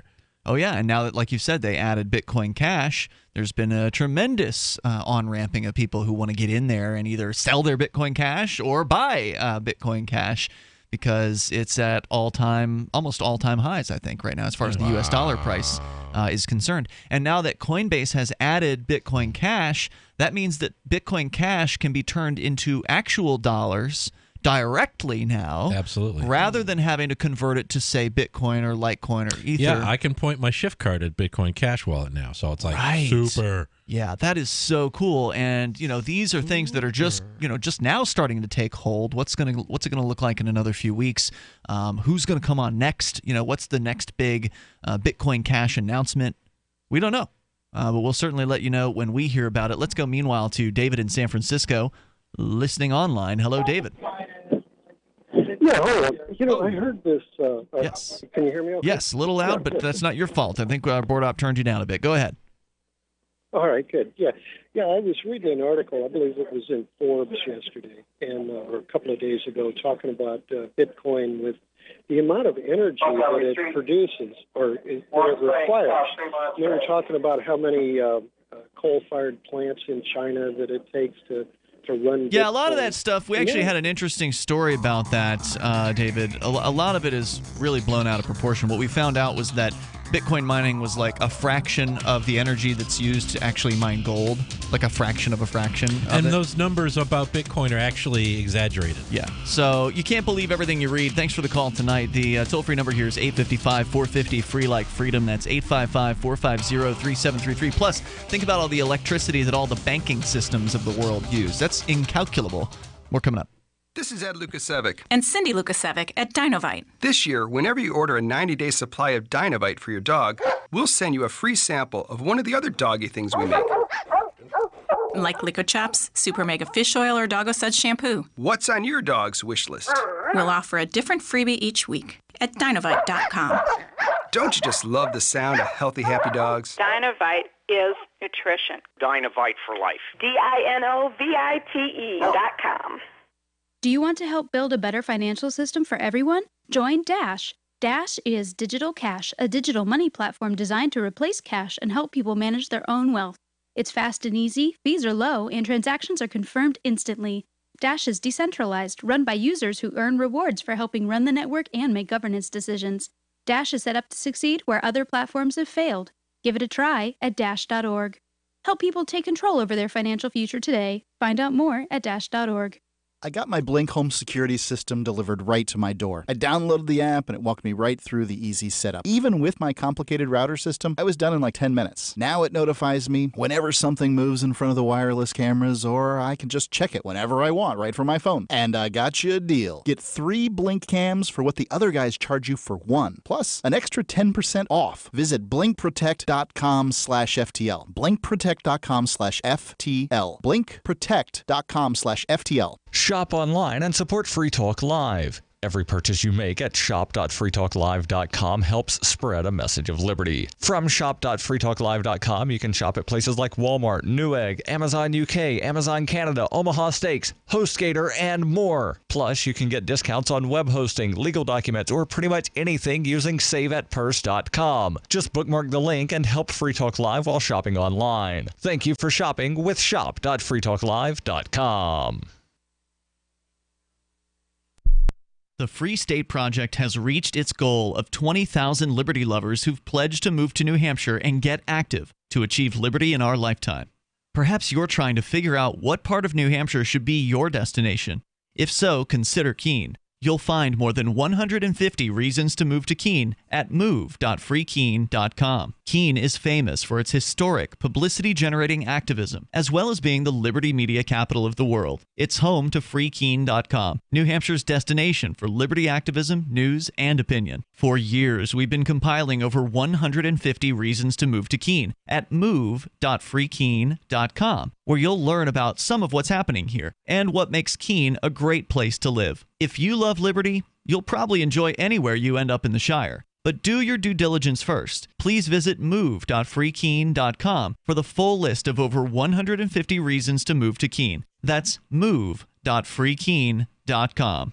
The three most important things you can do for Free Talk Live are: 1, share one episode a week on Facebook or in some other social networking site. 2, buy the things you buy online through shop.freetalklive.com. 3, give $5 a month to the AMP program. It's my firm belief that Free Talk Live's AMP program is the best use of your charitable dollar among liberty-oriented organizations. Support all the organizations you love, but make sure you give $5 a month to AMP at amp.freetalklive.com.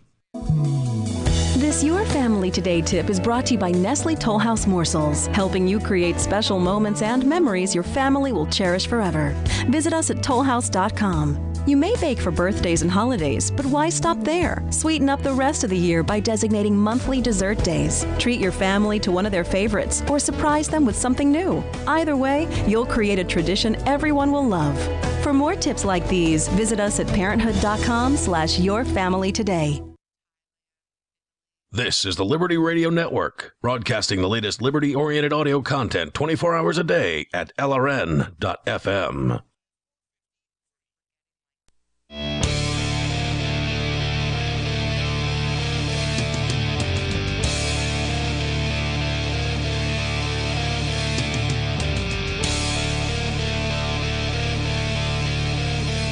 It's Free Talk Live. You may join us right here on the radio waves. Take control of the airwaves at 855-450-FREE, like freedom, 855-450-3733. Our Skype username is LRN.FM. Here tonight, it's Ian, Mike, and Will. You can get your Blink home security system delivered to your door and get 3 Blink cams for what some of the other guys will charge you for 1 security camera. It's a super easy to set up system. Mark, one of our co-hosts, was done in like 10 minutes. All you got to do is pop in the batteries into the wireless cameras, use a Wi-Fi enabled device like for instance, a tablet or a smartphone to get connected to the system, and then set up the cams as far as when you want them to operate, how long you want them to clip out video when they see motion, what times of the day. Go to blinkprotect.com/FTL to get yours, or for somebody you love, blinkprotect.com/FTL, like Free Talk Live. As we continue here, we were talking about the recommendations of Eric Finman, the 18-year-old Bitcoin millionaire who got $1,000 worth of Bitcoin way back in 2011 when he would have been like, 12 or something like that. Done very, very well for himself with now like $1.3 million. He says you ought to buy Bitcoin for Christmas gifts. And our Thursday night co-host, Chris Reitman, he actually runs a little shop here in Keene, New Hampshire, which sells Bitcoin private keys as Christmas gifts, as stocking stuffers. So this is actually happening in Keene. I was in there the other day working with a Bitcoin vending machine that we have on site, and there was an older lady who came in, and she bought 3 $25 Bitcoin private keys that she intended to give to, nice children and grandchildren. Yeah, I bet Finman has a lot of girls asking him for Christmas presents. If not before, they certainly do now if they've been reading Cointelegraph. So it's a good idea, but what we ended up getting into was this sort of discussion about why it's hard to buy $25 worth of Bitcoin these days. Because if you buy $25 worth of Bitcoin, get ready to pay $30 in fees in order to have the privilege of receiving the Bitcoin. Because the person who's selling you $25 worth of Bitcoin, the person or the machine or whatever it is that's selling it to you, they have to pay a fee to send it to you. Because the way Bitcoin works, there are fees. And they used to be very, very low. It used to be like 2 cents. And that would have been a high fee. This was maybe 3 years ago or something like that. So nobody cares about 2 cents. I mean, that's, at least in the United States, that's nothing. But when it started to hit $2 earlier this year, like in around May or I think May, April, June, that range, it started to really bother me because, well, it bothered me when it was like 20 to 30 cents because I said, this is crazy. This is 10 times more than what we were ever used to seeing. And then it became 100 times more, and now it's 1,000 times more. Now it's more than $30 to send a Bitcoin. This is the median transaction fee. So if you're going to buy somebody $25 worth of Bitcoin, you're actually I mean, if the Bitcoin price continues to shoot up, then maybe it'll reach a point at which you could actually do something with that $25. But otherwise, if you were to try to cash out the $25, it would be impossible because the fees in order to cash it out would be higher than the amount of value in that Bitcoin. So unfortunately, Bitcoin Core, which is presumably what Finman is recommending parents and grandparents buy their loved ones, Bitcoin Core is basically useless if you're going to buy less than $100 worth at this point. Even then, just hold it. Broken. Just hold it. Put it in a safe, put it in a safety deposit box, right, and just sit on it for 5 or 10 years. That's the best thing you could do with $25 worth of Bitcoin. I mean, it's generally the best thing you should do. You gotta buy at least $1,000 though. I mean, come on, $100 and $30 of it's going that's literally a $30 cut. It's crazy. You have to have a 30% increase. Within a month of holding, you're going to make that up, though. You could if it keeps going up. Yeah. Now, I mean, obviously, everybody wants it to keep going up, but today it crashed. It crashed down from a peak of near $20,000. This is one of those oscillations I've been commenting about between Bitcoin and Bitcoin Cash. That whenever the difficulty rises on Bitcoin and the Bitcoin Cash is something happens with Bitcoin Cash, so the price rises, suddenly all the miners shift from Bitcoin to Bitcoin Cash, and that boosts the size of the mempool, that boosts the transaction fees. It wasn't just Bitcoin though. Like when Bitcoin Cash started going to the moon, when Bitcoin Cash started going to the moon, it carried Bitcoin Gold on its back, and every other, I literally sat here and watched the entire crypto market go into free fall. I mean, that's how I make my money. So, and I literally just sat and watched the entire market go into free fall and was like, okay, so this is the one, and that's the one, and stick it in there. I'm over here, and Johnson's like, what are you doing? I'm getting paid, man. What do you think I'm doing over there? You want some tips? But there's a definite linkage between Bitcoin Cash and Bitcoin because it's so easy for the same miners to just swap between one or the other because it's such a similar algorithm. And generally, they're going to go with the one that's the most profitable. But, absolutely. But the thing is, it's been vacillating between which one's the most profitable. Yes. So one day, Bitcoin Core is more profitable. The next day, Bitcoin Cash is more profitable. And that drives both the price and the hashing power goes back and forth. And so, well, and then as you pointed out, you had the announcement from Coinbase yesterday where it became official that they added Bitcoin Cash to their website, which caught a lot of people off guard because they were figuring, oh, Coinbase, you're going to take forever. At the very least, it's going to be, springtime 2018. Yeah, they were saying January. And then last night I was at a Block Talk conference in New York City, and they were on stage. And Coinbase was? Coinbase, not Coinbase, but Miko Matsumura was on stage. He's like, why is Bitcoin Cash going crazy, and I don't understand it. And I stepped on, I says, because it just went on Coinbase, and everybody's like, suddenly everybody's laptop comes out. Yeah, I wanted to know if it was true as well. No, sir! Bye. Yep. So yes, you should get your loved ones cryptocurrency. Should you get them Bitcoin Core? If you can afford these crazy fees, then I would say probably.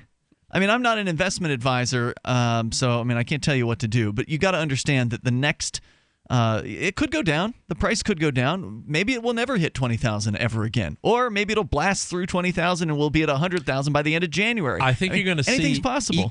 Some level of equalization between Bitcoin Core and Bitcoin Cash. You think so? And then they're both going to start going up from really? there. Yeah. All right, now that's an interesting prediction because right now, if you add up one Bitcoin Cash plus one Bitcoin Core, you get over $20,000. Yeah. So you got to add Bitcoin Gold in there then. Nah, nobody cares about Bitcoin Gold. There's another one coming, yo. There's 7 more coming. 7 more in the next week. What? 7 more. Yeah, but have there been, because there's been, okay, so what you're talking about is these Bitcoin forks. And the first one that ever happened was in August, and it was when Bitcoin Cash forked, when Bitcoin, for the very first time, forked into 2 competing Bitcoins, Bitcoin Core, Bitcoin Cash. And then it happened again in late October when Bitcoin Gold forked from Bitcoin Core. Yeah. And so then there's 3 competing Bitcoins. But then there was supposed to be like Bitcoin Diamond. And that came out, Platinum, and it did well. Which was a scam. No, Bitcoin Diamond never came out. And Bitcoin Platinum, which came out, which was a South Korean kid, was a scam because he just wanted $5,000 to buy a new computer. So that's the question. Now you got Bitcoin Lightning. How many of these Bitcoins that are going to fork are actually going to turn into something? I'm going to make my own Bitcoin. Anybody can, but is anyone going to mine it? That's the question. I'll mine because it. if nobody mines it, then you don't have anything. I've proposed Bitcoin Uranus. More coming up here in moments. 8:55, 450, free like freedom. This is Free Talk Live. All right.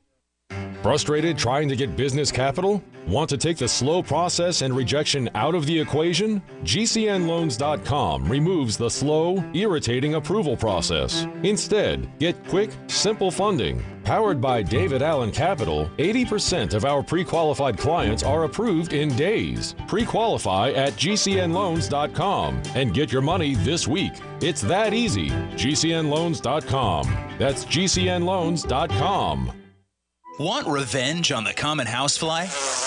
Well, after 10,000 years, someone has finally come up with a better way. The Bug Assault, a miniaturized shotgun, which utilizes ordinary table salt as ammunition. Non-toxic and no batteries required. So much fun, you'll forget you have a wife and kids. $39.95 and free economy shipping. Use discount code GCN and get an extra 10% off your purchase at bugassault.com. Makes the perfect stocking stuffer. Get your Bug Assault today. This is Michael Dean from the Freedom Fiends. I've run websites since 1996 and have used over a dozen web hosts in that time. AgristHosting.com is the only one that hasn't broken my heart. Agrist Hosting's uptime and service is stellar, and their DDoS mitigation is the best I've seen. That's important because if you tell the truth in this world, you'll ruffle feathers. And some people will try dirty tricks to silence your voice. No matter what the haters hit us with, Agrist Hosting keeps our websites online. If you have a mission-critical commercial presence or a world-changing activism site, you cannot tolerate any skullduggery. So go with AgristHosting.com. Have a WordPress or blog site, but you're not satisfied with performance or uptime? Or just want raw hosting? Want to pay with Bitcoin? Agrist Hosting specializes in high-performance hosting with personalized service. Go to AgristHosting.com and click on the button that says Get Hosted. That's AgristHosting.com. What do you shop for that you could otherwise buy at Amazon? Pretty much everything, right? Amazon has competitive pricing and they deliver, and that's a big plus. If you could plan ahead in your shopping, would you be interested in saving up to 33%? There's a catch. You have to do your shopping in Bitcoin. But imagine those savings. It's like a huge raise. All you have to do is go to SaveItPurse.com. We've saved thousands, and you can too. Plan ahead and save. SaveItPurse.com. Did you know you can watch Free Talk Live during our live show 7 days a week from 7 to 10 p.m. Eastern via our studio cams at cam.freetalklive.com? Plus, you can chat with other listeners while you watch, all totally free. Now that our live video stream is hosted by YouTube, our video archives will be online even faster. So be sure to subscribe to our YouTube channel. Listen, watch, and chat all free at cam.freetalklive.com. That's cam.freetalklive.com. Is spreading the message of liberty, cryptocurrency, and peace around the globe worth $2 per month to you? As you may already know, in addition to our internet feed, LRN.FM broadcasts on free-to-air satellite across North and Central America, as well as Sub-Saharan Africa. And we've been available on satellite for free 24/7 since 2010. The LRN.FM free-to-air satellite signal is reaching some of the most oppressive regimes in the world, and there's no doubt our ideas are making an impact. You can learn more about the channel's impact by watching the 3-minute video at fund.lrn.fm.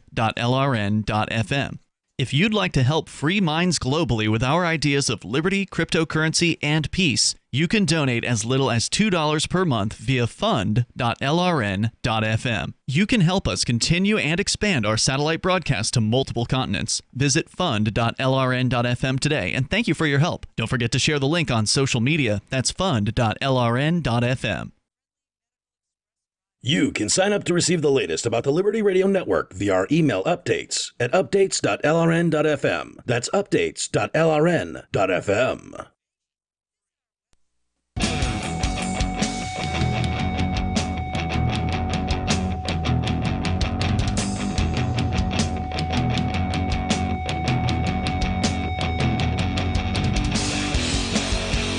This is Free Talk Live, and you can bring up anything that you want. Our toll-free number here is 855-450, free like freedom, 855-450-3733. I have got the best Bitcoin story yet, or at least certainly of this week or in recent memory. It's about a financial dominatrix. Wonderful. Have either of you ever heard of financial dominatrixes before? Isn't that your tax man? No, Right? no. This one's consensual. We'll tell you about that coming up here in moments. You can share your thoughts with us. Our toll-free number is 855-450-FREE. And let's talk nutritional supplements for a moment.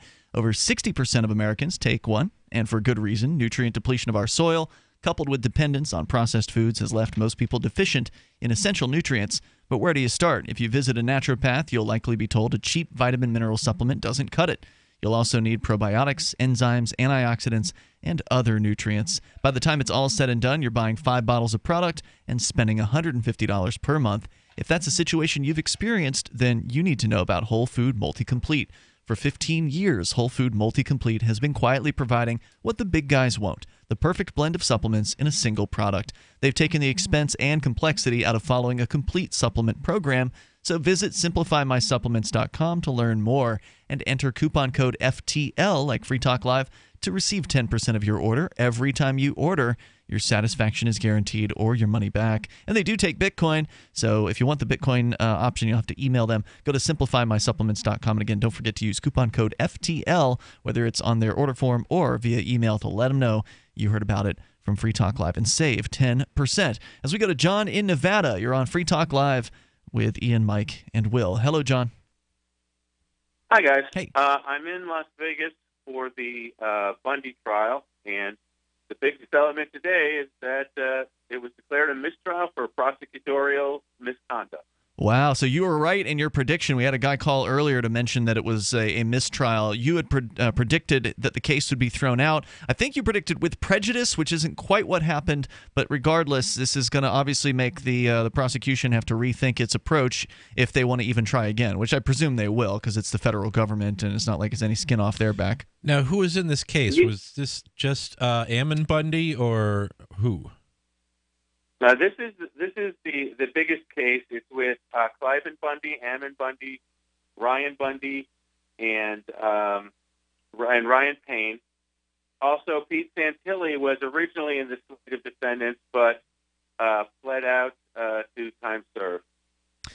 Pete Santilli was an independent journalist that was on the ground at the time when this Bundy conflict was going on between the Bureau of Land Management and the Bundy family that had been...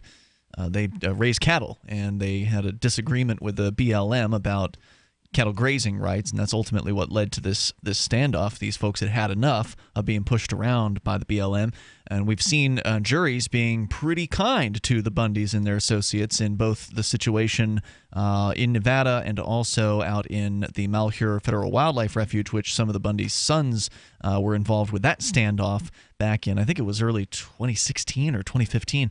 But, John, so good news. What do you think they're going to do? Do you think they're going to bring back another trial? I tend to think not. On January 8th, it is believed that there is a hearing in which the judge will decide whether the case is dismissed with prejudice or not. Oh. Now, she used the word prejudice in the courtroom today, saying there seems to be grounds for it. So I think on the 8th, she may very well throw the case out completely. She seems to be doing stuff in a very meticulous and one thing at a time way, and I think on the 8th she's going to rule on that, and she may very well throw it out. I think this prosecution team is done. I don't think they can have anything more to do with the case, so the U.S. Attorney's Office would have to come up with a whole new prosecutorial team immediately. Are these guys being held in jail in the meantime? No, this case started to break up a few weeks ago. You could tell things were changing when all the defendants were released. Cliven Bundy has remained in custody, saying he will not come out until it is free of restrictions. He doesn't want to wear bail conditions. Gotcha. Yeah, he doesn't want any bail conditions. So good for him. They were arguing over that today. Did Jerry DeLemus get released as well? That's a New Hampshire guy, right? Yeah. DeLemus was convicted. Oof. Plea deal? I'm sorry. Well, I'm sorry. Oh, I'm sorry. DeLemus made a plea deal. That's right. DeLemus made a plea deal. Then after accepting the plea offer, he went to renege on the deal, said, I don't want the plea, and the judge effectively made him plea like at worse terms than originally. Wow. Yeah, you generally can't go back on a decision to take a plea deal. It doesn't usually go real well. John, anything else from today you wanted to highlight? Go ahead. No, I guess I would just highlight something about plea deals. There have been a couple of people convicted, and it seems like they stand a pretty good chance of getting a new trial. But when you make a plea deal, often you have to go and swear that you committed the crime and admit to it. And it's really terrible because these people make plea deals because they're being threatened with 40 and 80 years. Right. So it has nothing to do with the truth often when they swear in court. It's true. It just has to do with the conviction. Thanks, John, for the call tonight. I appreciate hearing from you. Thanks for the update all the way from Nevada. We appreciate the inside information because I wouldn't have heard the headline if it weren't for you guys calling in tonight. I wouldn't have seen the news. I've been knee deep in cryptocurrency all day long, and it's hard to it's hard to get outside of that world sometimes. I understand that's frustrating for some of our listeners, but that's why we have open phones here, so you can call in and you can bring up whatever news or information that you think is important, that you think our national audience and international audience needs to hear about. The phones are always here for you, so don't hesitate to avail yourself of that. As we continue here, I saw this headline from MarketWatch.com. And this year, I heard about this financial dominatrix thing for the first time this year, and I was so amused by this because we've all heard of, like, cam girls, right? Like the women who take off their clothes, presumably for mostly male viewers, on websites and get paid in various different ways. I don't know what you're talking about. No, of course, you don't have any idea. But we've heard about girls like that, but financial dominatrix is taking this to a totally new level. Here's the story. As Bitcoin climbs to record values, many people are wishing they'd invested in the currency sooner, while dozens of men who did buy it are giving it to a woman they've never met. The woman, who calls herself Theodora, is a financial dominatrix, which means that clients, many of whom never meet her in person, derive sexual pleasure from giving her gifts and money. Exchanges of money can range from several dollars in tributes, as they are called, to gifts of more than 6 figures. Some clients even become a human ATM for her, meaning that they give her complete control over their bank account. Yeah. Drag in. Quote, "It's a form of psychological domination where money is the tool for the transfer of power," Theodora said. She said further, "It's quite common for powerful men like politicians or CEOs to look for a form of sexual release by submitting to a woman. They are in control all the time during the day, and giving up control financially is a more tangible instrument of power for them." Based in Paris, Theodora has been working as a dominatrix for 8 years and accepting cryptocurrency for 4 of them. She also specializes in femdom hypnosis, a process through which she says she's able to dominate men using hypnotism. Her clients, all men, are in their late 30s to early 50s and usually come from the United States and the UK, she said. They include a core group of 20 to 25 regular big spenders who make donations of as high as $100,000 or more. We'll tell you more about that coming up here in moments. Feeling like you're in the wrong business yet? The toll-free number, ladies. The toll-free number here, 855-450-FREE like freedom. I don't know how many financial dominatrixes are male. We'll continue here, and we'll tell you about her business and how she's making money hand over fist. Whether you share content as a curator or produce it as a creator, the source of your advertising revenue is often limited by intermediaries like YouTube. What if there was a way to connect content creators directly with advertisers, decentralizing attention-based market advertising transactions and putting the control back into the hands of content owners? Introducing the revolutionary Signal Token Protocol by Spective VR. partnered with Blend Media, the largest network of 360 video content in the world, and featured on Fox Business's Innovations. Specta VR is a 360 VR streaming platform created to be the first use case and early adopter of the Signal Token protocol, driving real use and allowing Spective to optimize their platform.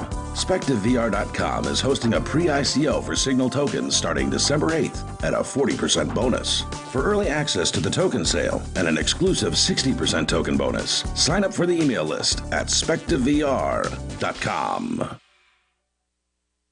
This is Dan Pilla. Do you owe the IRS money you can't pay? Are tax debts crippling you? I've defended people from the IRS for over 30 years. I've helped thousands, and I can help you too. I wrote the book on IRS settlement, and I'm telling you, there's no such thing as a hopeless case. Call 800-34-NO-TAX to finally get free of IRS debt. With the IRS's new programs, there's never been a better time to solve your problem. Call 800-34-NO-TAX. That's 800-34-NO-TAX, or my website, danpilla.com. Most people think life insurance pays after you're dead. That's true. But did you know you can have tax-free access to your life insurance while you're still alive? You can use the life benefits of your life insurance to grow your money with certainty and guarantees. No stock market risk, no tax risk, and no penalties. Call Life Benefits if you'd like a free book about how this can be done. Call 702-660-7000. That's 702-660-7000. On May 22, 1992, beloved talk show host Johnny Carson ended his 30-year run of hosting The Tonight Show with a farewell episode that included special guests Saddam Hussein, KKK Grand Wizard Virgil E. Griffin, and a musical performance by the Flag. On May 24, 1883, the Brooklyn Bridge opened, providing New Yorkers with a more efficient way of killing themselves and escaping their trash-ridden excrement cake city. The monument's historic opening was marked by hundreds of people jumping 275 feet to their deaths in order to avoid waking up every morning with the smell of horse shit filling their nostrils. Before the Brooklyn Bridge, there were very few ways for New Yorkers to free themselves from the cesspool in which they lived. One method was to tie cinder blocks on their legs and walk into the Hudson River. But of course, the banks of the Hudson were so brimming with garbage and raw sewage that the putrid stench would drive back even the most desperate suicide seeker. This is the Onion News Network. Did you know we've taken our LRN.FM telephone listen line to a new level with the LRN.FM audio on demand line? Now you can call 712-770-8447 anytime and listen to LRN.FM's live feed. And you can listen to a bunch of our original shows on demand. Long distance fees may apply. Just dial 712-770-8447 and choose from the menu. 712-770-8447. Looking for a great real estate investment? Consider New Hampshire, which is ground zero for the Liberty Movement. Your first call should be to Mark Worden from Porcupine Real Estate. He's more than just a real estate agent. He's your New Hampshire concierge. Where are the best places to live? Do you want farm, city, the burbs, or forest? Do you want a duplex or multifamily building so that renters pay your mortgage? There are homes in all price ranges in New Hampshire, and Mark can help with financing too. Invest in Liberty and property. Mark Worden can help. PorcupineRealEstate.com. What's up next? Visit the Liberty Radio Network program guide to find out at shows.lrn.fm. That's shows.lrn.fm.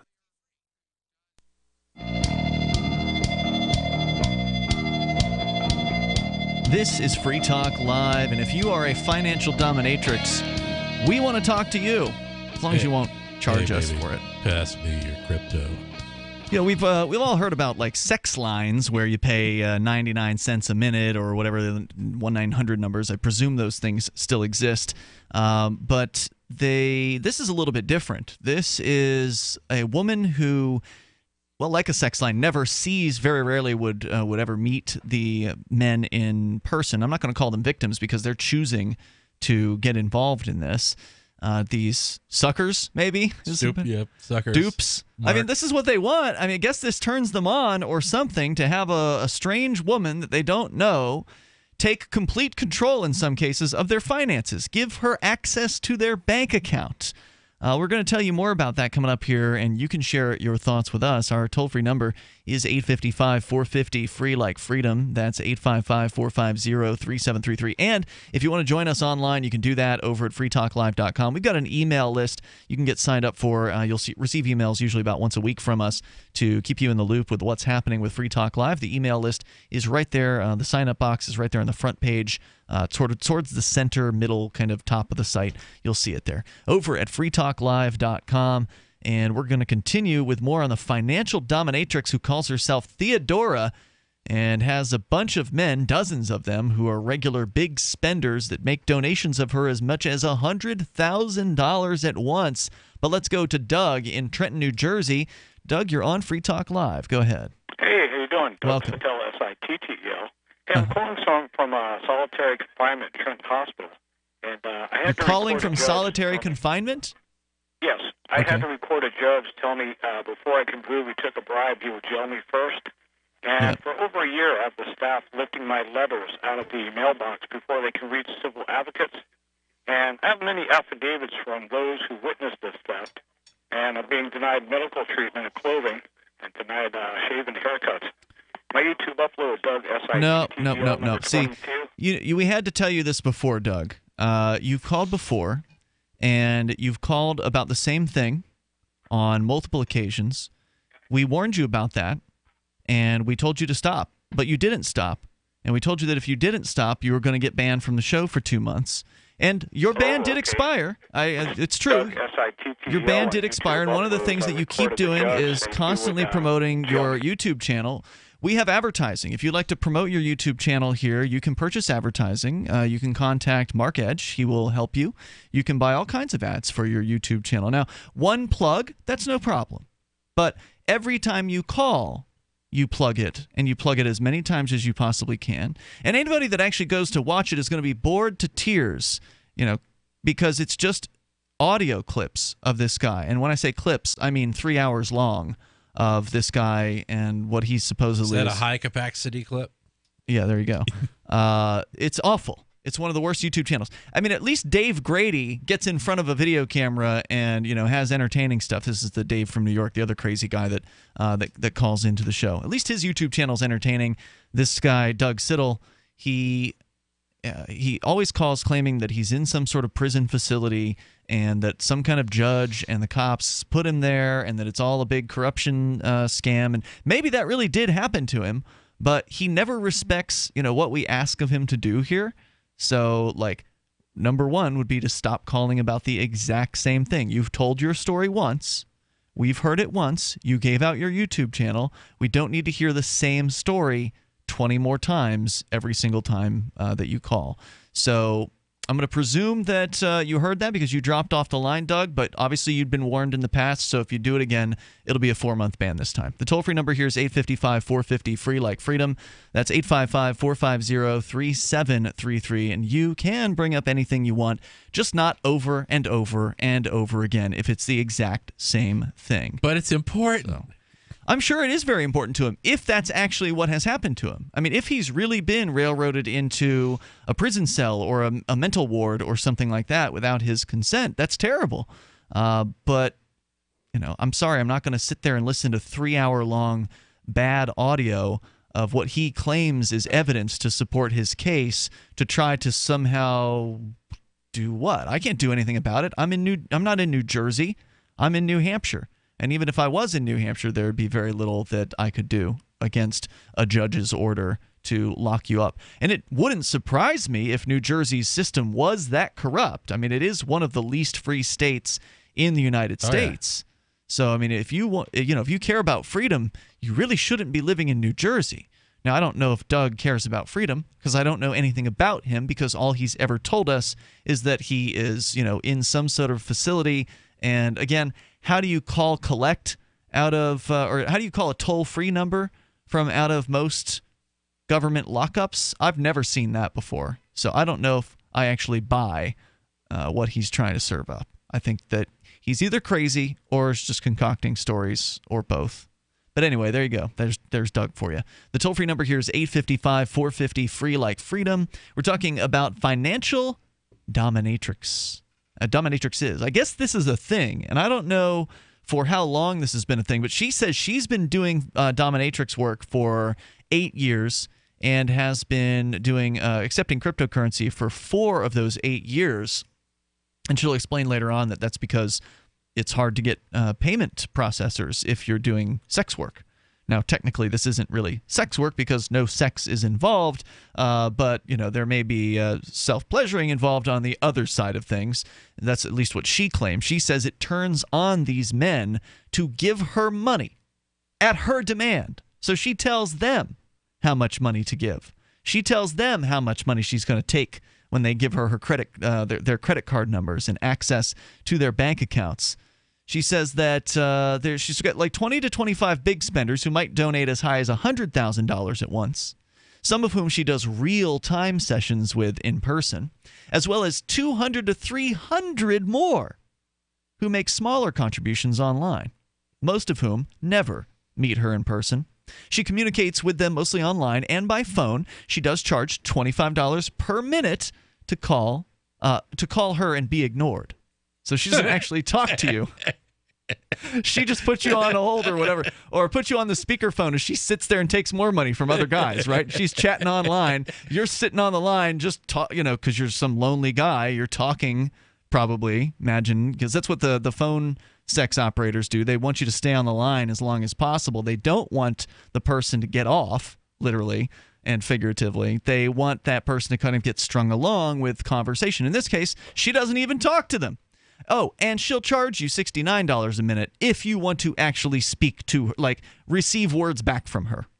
$69 a minute for that. But you can pay $25 a minute just to sit on an open line with her.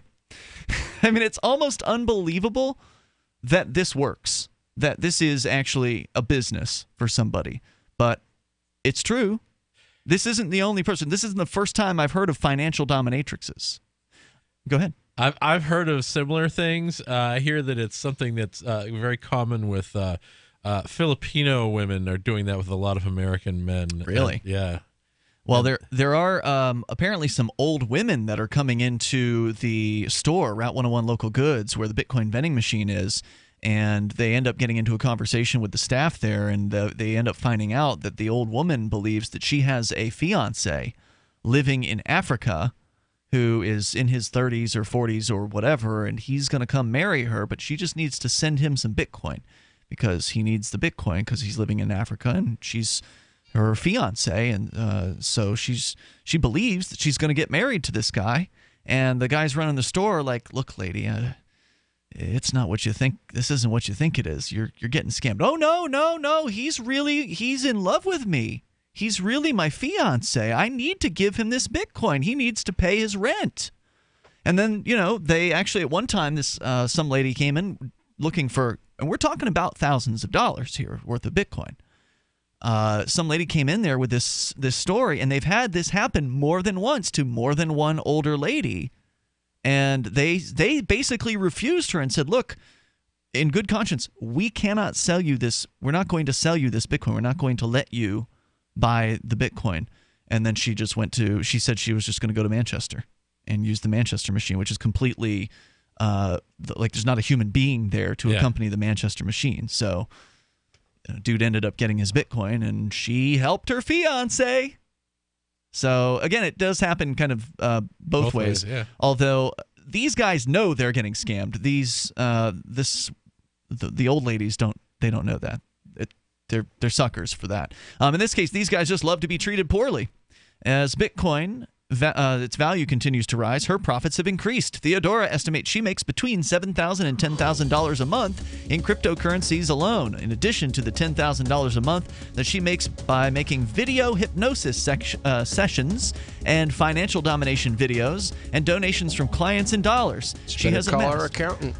She has amassed well over $1 million worth of cryptocurrencies as they have taken off. There's more coming up here in moments. You can share your thoughts with us on financial dominatrixes. This is Free Talk Live. Hour 3 coming up.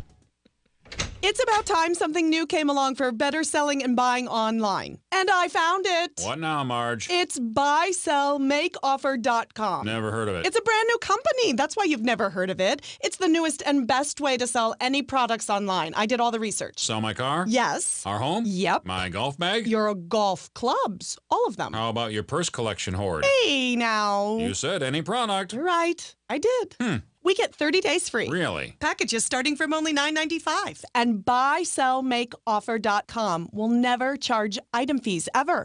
Never. And this is cool. Listen to this. You can even use Skype or video to show your items. That's cool. Yes. All we have to do is go to the website, sign up, and then load our stuff to sell. I love this site. Buysellmakeoffer.com. Buysellmakeoffer.com. You got it? Buysellmakeoffer.com. Buysellmakeoffer.com. Better selling, better buying. Are you tired of governments murdering people around the world? Stop using their money. There is an alternative. Bitcoin is a stateless, free market, non-political currency. Bitcoin cannot be inflated or controlled by any government. By using their money, you are helping the state. Stop doing it! You have an incredible alternative available now. Learn it, use it, spread it. Get started with Bitcoin at bitcoin.com. That's bitcoin.com. If you want to know the latest about Free Talk Live before we go on the air, all you need to decide is how you want it delivered. It's your choice. Visit news.freetalklive.com. You can get emailed announcements and participate in contests via our email updates list. Plus, we have a Twitter account that you can follow and a Facebook page where you can become a fan. So visit news.freetalklive.com to get news about Free Talk Live as soon as it's announced and the way you want it delivered at news.freetalklive.com. That's news.freetalklive.com. You're listening to the live edition of Free Talk Live. Hour number 3 is next after the news here on the Liberty Radio Network at LRN.FM. From Keene in the Shire, the Liberty Media capital of the world, this is Daryl W. Perry, host of FPP Radio News for Wednesday, December 20th, 2017. Silver is trading at $16.21 per ounce. Gold is valued at $1,265 per ounce. Bitcoin is trading at 5.3 cents, and the average price of Bitcoin is $17,690. Antiwar.com reports Saudi Arabia's airstrikes against targets across northern Yemen have been a consistent reality since the early 2015 invasion, and civilians have borne the brunt of the strikes from the start. Escalating attacks, however, suggest a disturbing trend, with the UN High Commission for Human Rights expressing deep concern. That's because not only are the civilian death tolls mounting, with 136 people killed in airstrikes in 11 days, but the nature of the strikes have been increasingly troubling, suggesting less and less Saudi care in targeting. One strike hit a hospital in Hodeidah, while another hit a carload of women returning home from a wedding. Still another hit a TV station. The biggest problem, however, was the December 13th strike against a prison in Sana'a. The UN assessed 43 killed in the Saudi attack on the prison, and every single one of them was claimed to have been loyal to pro-Saudi forces. UN spokesman Rupert Colville said this was probably a mistake and that they weren't intended to kill prisoners from their own side. But they did, and they killed a lot of them. The fact that bombing a prison full of allies would kill some of those allies should not have been lost on the Saudis, and further adds to doubts about Saudi targeting in general.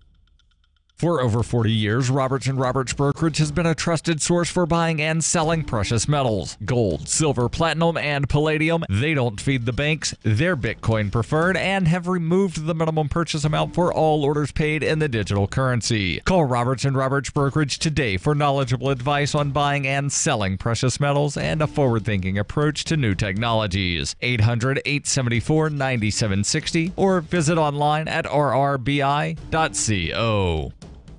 UPI reports the Securities and Exchange Commission has suspended the trading of the crypto company over concerns of potentially manipulative transactions in the stock of the company offering services linked to Bitcoin. Trading of the stock, which has dramatically soared as the price of cryptocurrencies has risen, was suspended on Tuesday until midnight January 3rd, according to the U.S. regulatory body in a release. The stock price is worth more than 200 times what it was 3 months ago. The SEC said in a release, the commission temporarily suspended suspended trading in the securities of the crypto company because of concerns regarding the accuracy and adequacy of information in the marketplace about, among other things, the compensation paid for promotion of the company and statements and commission filings about the plans of the company's insiders to sell their shares of the crypto company's common stock. Questions have also arisen concerning potentially manipulative transactions in the company's stock in November 2017. The company, which it says offers a portfolio of digital assets, technologies, and consulting services to the blockchain and cryptocurrency markets, was incorporated in March and went public in June by acquiring Crow, a developmental stage fitness apparel company primarily for sports bras. The little-known company, based in Malibu, California, is worth $11 billion. The stock last traded for $575 per share on NASDAQ on Monday. It closed at $22 on December 4th, and its highest price was $642 on December 11th. The company had announced plans for a 10-to-1 stock split last week. CEO Mike Putri said in a release last week, "We encourage everyone to be cautious and judicious when considering the purchase of our stock. There are a lot of companies taking advantage of the euphoria associated with this space, and we do not want to be associated with them. We want people to pay attention to the business we are building, not the hype of a stock or the cryptocurrency world." Other small companies linked to cryptocurrencies have seen their stocks surge dramatically as well. SEC Chairman Jay Clayton said the world's social media platforms and financial markets are abuzz about cryptocurrencies and initial coin offerings. A number of concerns have been raised regarding the cryptocurrency and ICO markets, including that as they are currently operating, there is substantially less investor protection than in the traditional securities market. The SEC has yet to approve listings and trading any exchange-traded products holding cryptocurrencies or other assets related to cryptocurrencies. Clayton also noted that significant trading of Bitcoin may occur on systems and platforms outside the U.S. jurisdiction. You can support FPP Radio by shopping online. Every purchase you make from one of my affiliates at shop.fppradio.com helps fund FPP Radio. That's shop.fppradio.com. This has been FPP Radio News. Online at fppradio.com. Take the Field's mission is to inform baseball players that physical activity is nothing to be scared of, that a little bit of running can be fun. Now, Rebecca, this obesity problem is nothing new. Well, right. There is a culture of obesity in baseball that has been around for years. I mean, coaches even sub in healthy pinch runners instead of encouraging their overweight players to hustle, depriving them of the only cardiovascular exercise they might have a chance to get. And a lot of these athletes have been playing baseball since they were kids. Well, right. So they might have never learned any healthy habits. Baseball is fine in moderation. But many of these men spend over 200 days a year playing it, and that adds up. The program encourages players once an hour to take a 15-minute break from baseball to do something active, like go up and down some stairs, go for a walk, or play some basketball. All right, well, thanks, Rebecca. If you're a baseball coach and you're worried about your players' health, go to takethefield.gov for a list of healthy activities and nutritious snacks. Coming up next, does America brains get worse hearing words correct? This is the Onion News Network.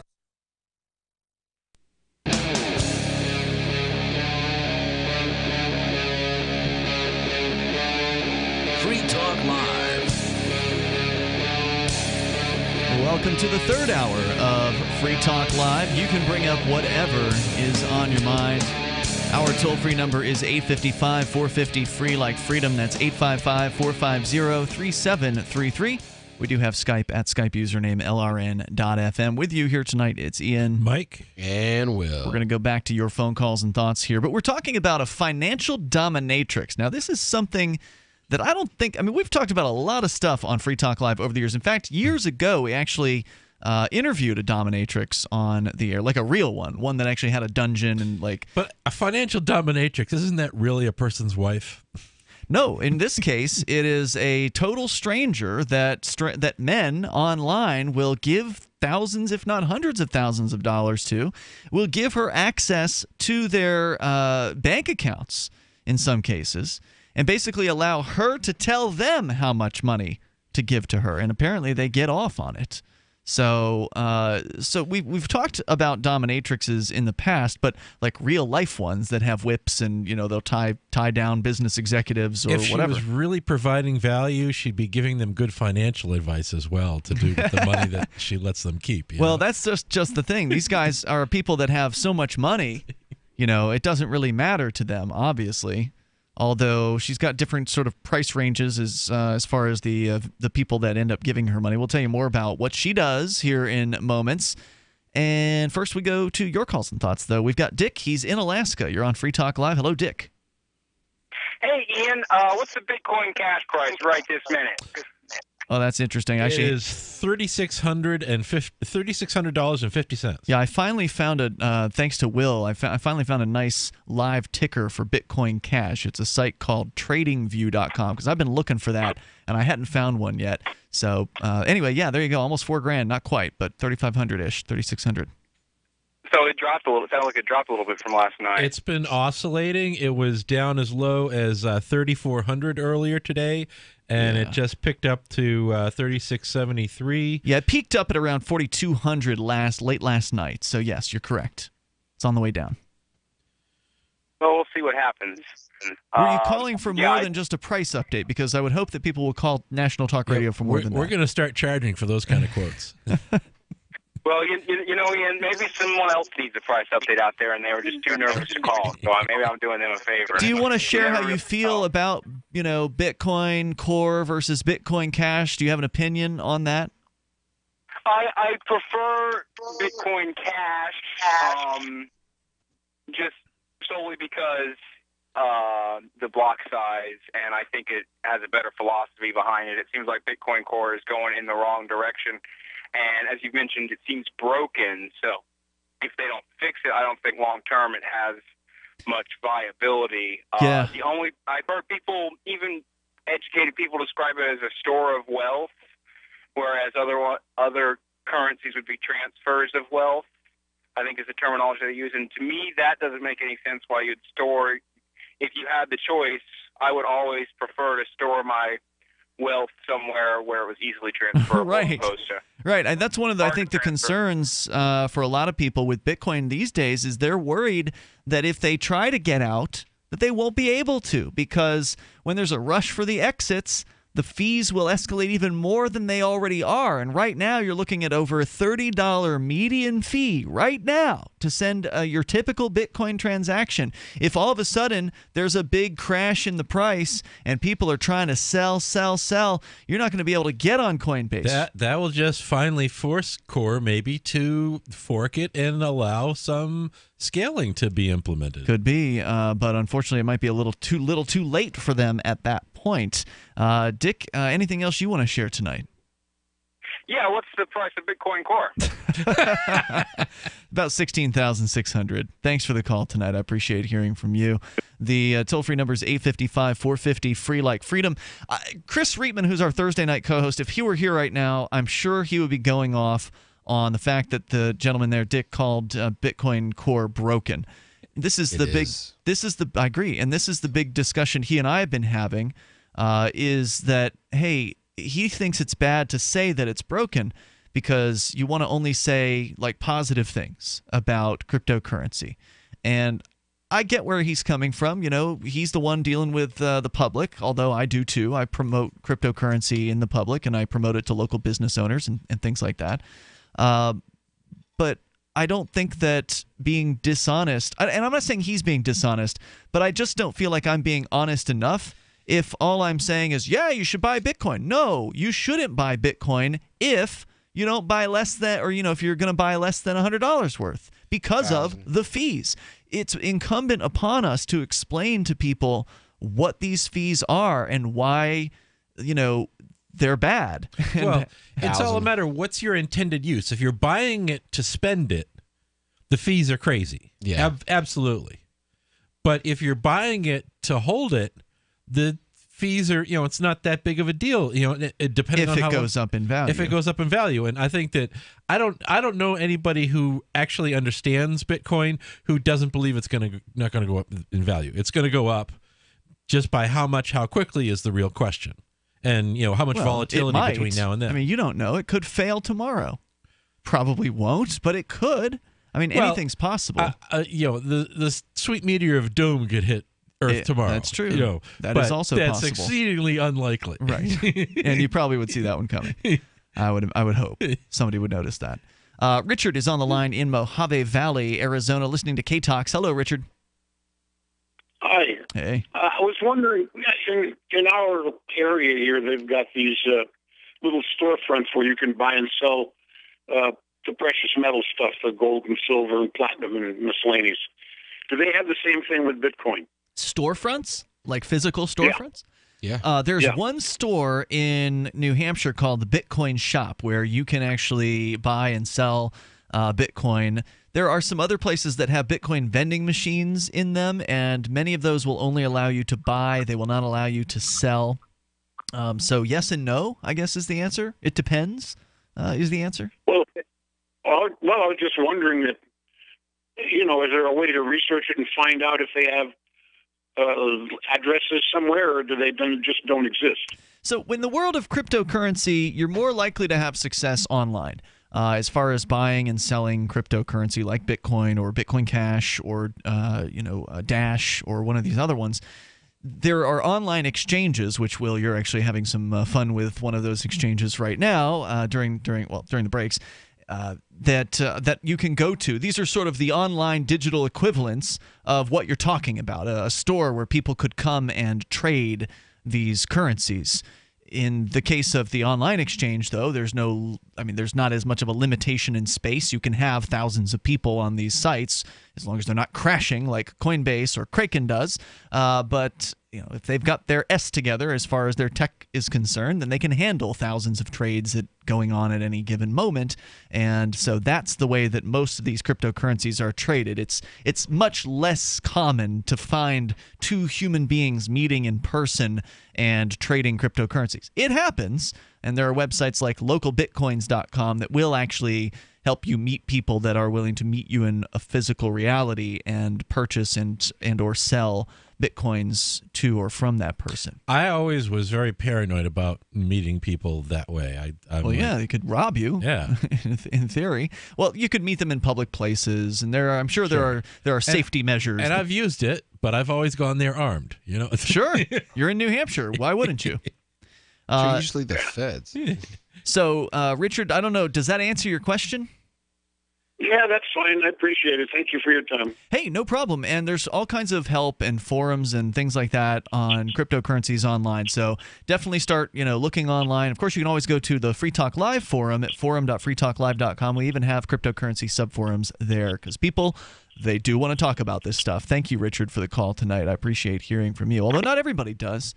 Some people don't like it when we talk about cryptocurrency here on Free Talk Live, and it's just like, well, sorry, because, some people do like it, and ultimately, I do the show that I want to be listening to, that I'm interested in hearing, and if you don't like talk about cryptocurrency, well, call on up and give us another topic. You're going to be our number one listener at the beginning of the year. You can always call in and bring up anything else, but if you just can't stand it at all, then, there's plenty of other shows out there that don't care about cryptocurrency and don't want to know anything about it. There's more coming up. You can take control of the airwaves. This is Free Talk Live.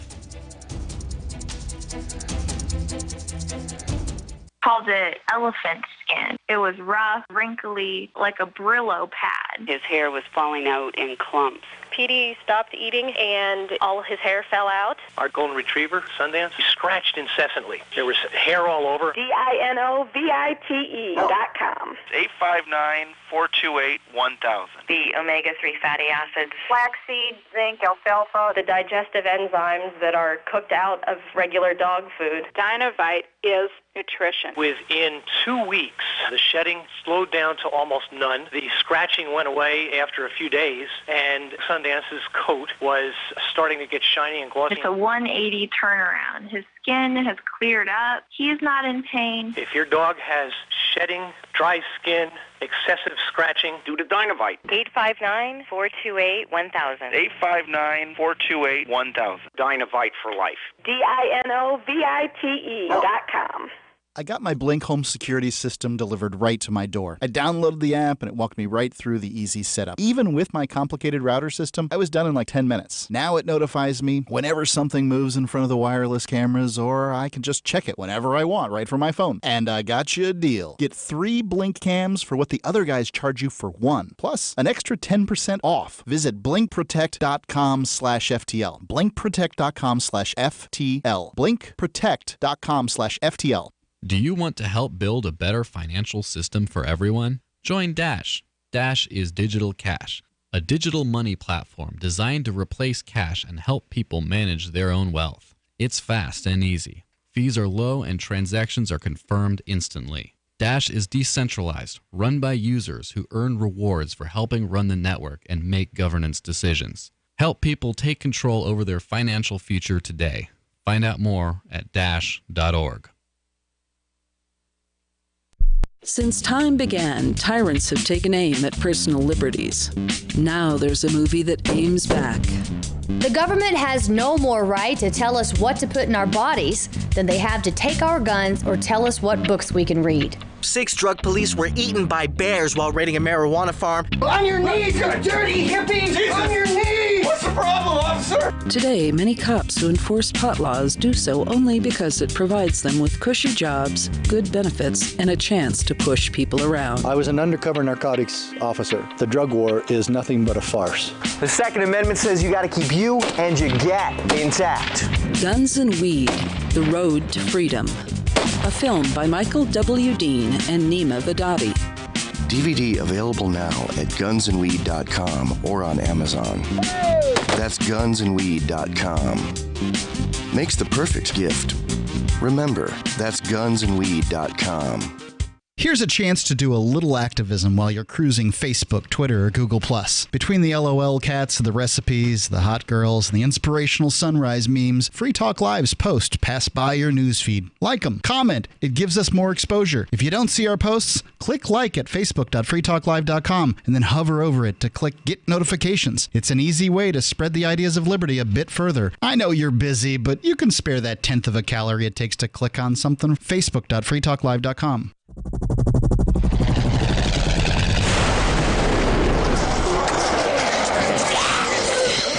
In Survivor Max 2, School Bites, Max must scavenge through a wasteland swarming with the undead. Desperate to find the medicine he needs, he discovers a community of survivors at his former school. Has he finally found the safe haven he's been looking for, or will he discover that school bites? Look for Survivor Max on Facebook, read reviews on Amazon, and read Chapter 1 at survivormax.com. If you enjoy LRN.FM, please contribute to your favorite shows via their websites and become an amplifier at amp.lrn.fm. That's amp.lrn.fm.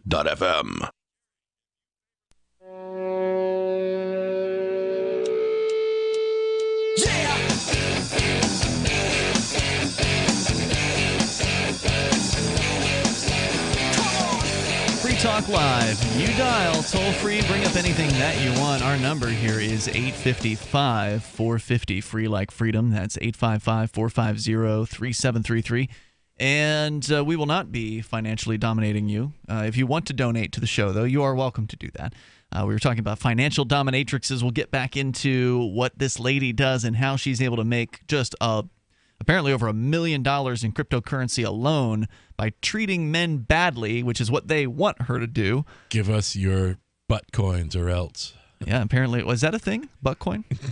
I'm sure it is. There's over 1,000 different cryptos out there. So we'll tell you more about her and what she does. You can find over 1,300 of them just on CoinMarketCap. Yep, that's right. So we'll tell you more about her, and you can share your thoughts with us on whatever's on your mind at 855-450 free like freedom as we continue with the story from MarketWatch.com. Her name is Theodora, and she is a financial dominatrix online. She doesn't have to actually meet these guys. She doesn't have to have a dungeon that she ties them up in with whips and chains or anything like that. No, she's just online with a cell phone and a laptop, and if you want to actually talk to her, she'll charge you $69 a minute. If you just want to sit on the phone with her and have her not talk to you, she'll charge you $25 a minute for that. Some guys will pay over $100,000 to her and give her full access to their bank accounts.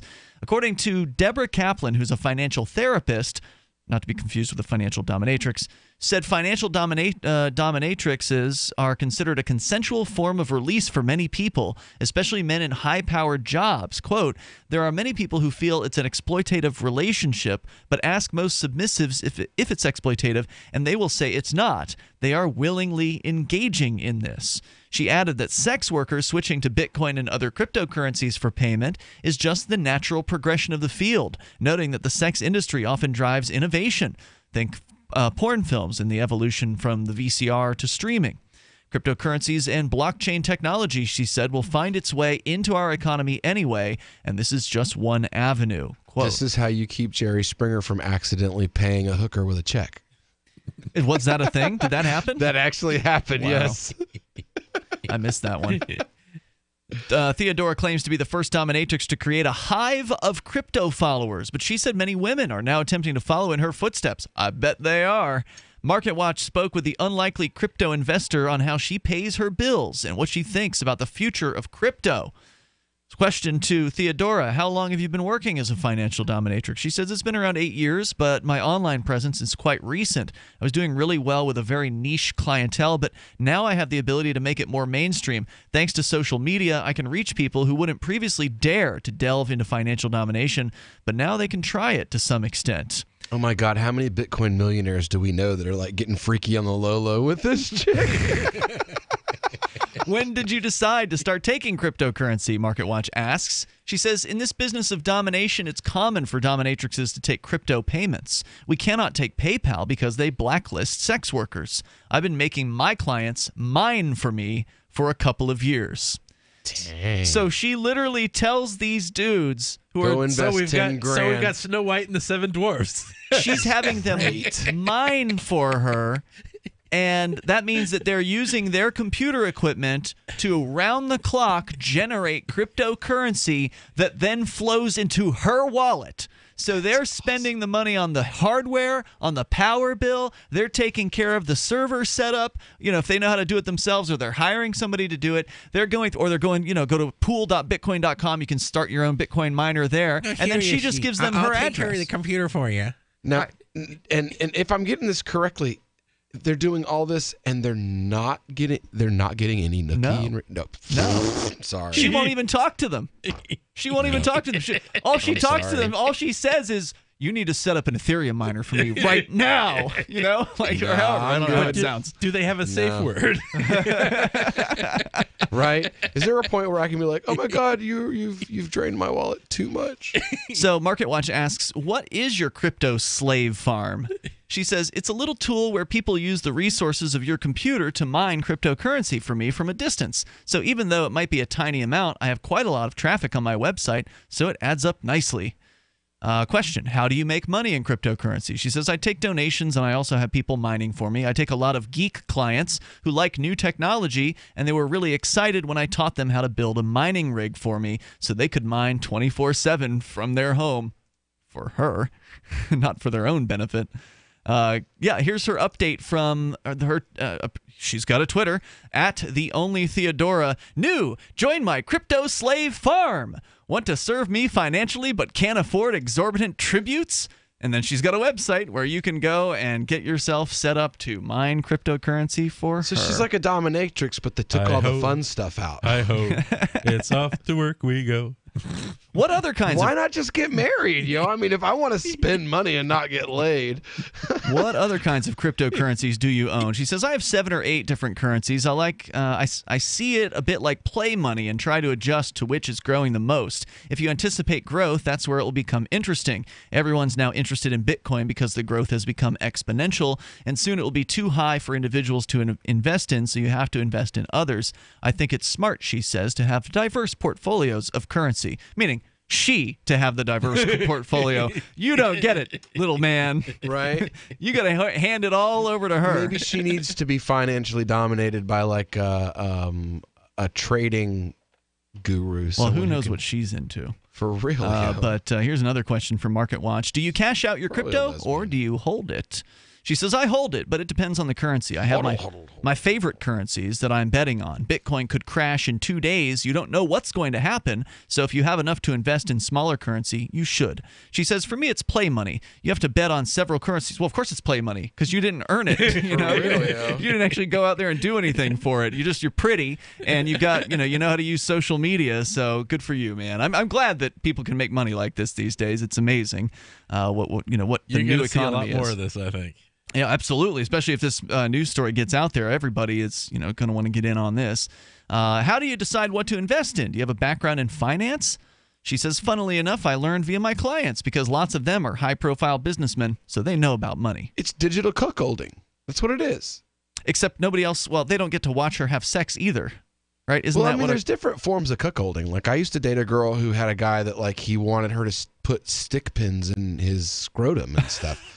And, like, she got paid per Wait, that's pin. cuckolding? I thought the cuckold was somebody who gets off on their lover having sex with somebody else. I just thought it was a guy who was into being abused by women, in some sort of fashion, That's either just being a sub. psychologically or that's it's just a sub. Okay, or somebody who is a so they're digital submissives. A masochist, I guess. No, it's a sadist is the person who deals it out. Yeah. A masochist takes it. Yeah, I don't know. I'm not into any of it. Yeah, me neither. Market Watch asks, how do you decide what to do with your client's money? She says, relinquishing control from them is not just them paying me. It's me holding their credit card, having access to their bank accounts, and determining how much they need to live and how much I can take from them. I need to put them right on the limit. The point of financial domination isn't about taking everything they have and leaving them on the street. The fetish is controlled and consensual, she says. As long as it's consensual, I guess. The toll-free number here, 855-450-FREE like freedom. There's 2 more questions for the financial dominatrix. We'll share her answers with you here in moments. And you can join us online over at freetalklive.com. But join us on the phones, 855-450-FREE like freedom. Have you ever been financially dominated that you consented to? We'd love to hear about it if you want to talk about it. Has your body ever gone low blood sugar, feeling weak, shaky, knowing you better eat something fast? We all know high blood sugar can lead to many metabolic problems. At GCNteam.com, we have a healthy blood sugar pack, focusing on the structure and function of stable blood sugar. Find us at GCNteam.com or call 877-878-4203. Nothing feels worse than unstable blood sugar. Call 877-878-4203. That's 877-878-4203. Want revenge on the common housefly? Well, after 10,000 years, someone has finally come up with a better way. The Bug Assault, a miniaturized shotgun, which utilizes ordinary table salt as ammunition. Non-toxic and no batteries required. So much fun, you'll forget you have a wife and kids. $39.95 and free economy shipping. Use discount code GCN and get an extra 10% off your purchase at bugassault.com. Makes the perfect stocking stuffer. Get your Bug Assault today. Excuse me, is this where I get a license to start a new business? I wouldn't be hasty. You have to get a license to go out of business, too, you know. Oh, well, look, I've invented this little anti-gravity machine, see? Oh, is that why you're walking 2 inches above the floor? Oh, yes, it's very comfortable. It saves on shoe leather. Yeah, well, you have to fill out these forms and report to the Human Services Department of Manpower Orientation and register with the Fair Employment Practice Commission, the Wage and Hour Division of the Employment Standards Administration, the State Sales and Income Tax Division, the Internal Revenue Service, and the Social Security Administration of the Department of Health, Education, and Welfare, and, of course, OSHA. OSHA? I thought that was a little town in Wisconsin. You'll find out. Say, floating around like that could be dangerous. Have you checked with the Consumer Product Safety Commission? Well, not yet. Come to think of it, you actually are flying, aren't you? Look, you need to go over to the Federal Aviation Administration and the Transportation... It's very hard to get anything done these days if you're in business, but free enterprise built this country. Think what could happen if we don't keep it free. A public service of this station and the Center for the Defense of Free Enterprise, Bellevue, Washington. We just can't have people floating about unregulated, you know. I love My Magic Mud. I drink a lot of coffee. I had stains on my teeth. Then I found My Magic Mud, and I was told it would remove stains. So I paid attention when I brushed the first time. My Magic Mud is black tooth powder, and the difference it made in my teeth in one application was noticeable. With 4, my teeth were as white as you normal folks out there. Please go to mymagicmud.com and buy a jar. There's 150 applications for $25. You can use Bitcoin, mymagicmud.com. So you've heard all 3 hours of the latest episode of Free Talk Live, and you're still hungry for liberty-oriented audio content? Did you know that we have another 24/7 audio stream at LRN.FM? The Liberty Radio Network airs the latest episodes of some of the best liberty-oriented podcasts on the internet around the clock. In addition to recorded content, you'll also hear live shows like Free Talk Live, originating from our Keene, New Hampshire studio. So listen anytime at LRN.FM. That's LRN.FM. Why did you move to the Shire? I moved here to the Shire because there's other people around who take liberty just as seriously as I do. I moved to the Shire because I saw videos of people challenging authority and thought that I could get support myself. It called to me, like, do this right now. I wanted to be around people like me who got it. And once I got here, I knew there was nowhere else that I wanted to be. I've always wanted to change the world. So I moved to the Shire to join people who were actually working towards doing the same thing. The people here are awesome, loving, and positive. It was for the adventure and for the feeling of something important is happening here. And I just wanted to come to sort of be part of that. Visit ShireSociety.com to read and sign the Shire Society Declaration and learn the reasons why, if you love liberty, you should immigrate to the Shire. Plus, add yourself to the Shire map at ShireSociety.com. That's ShireSociety.com. You're listening to the best liberty-oriented audio streamed around the clock, on the air, and online. This is the Liberty Radio Network at LRN.FM.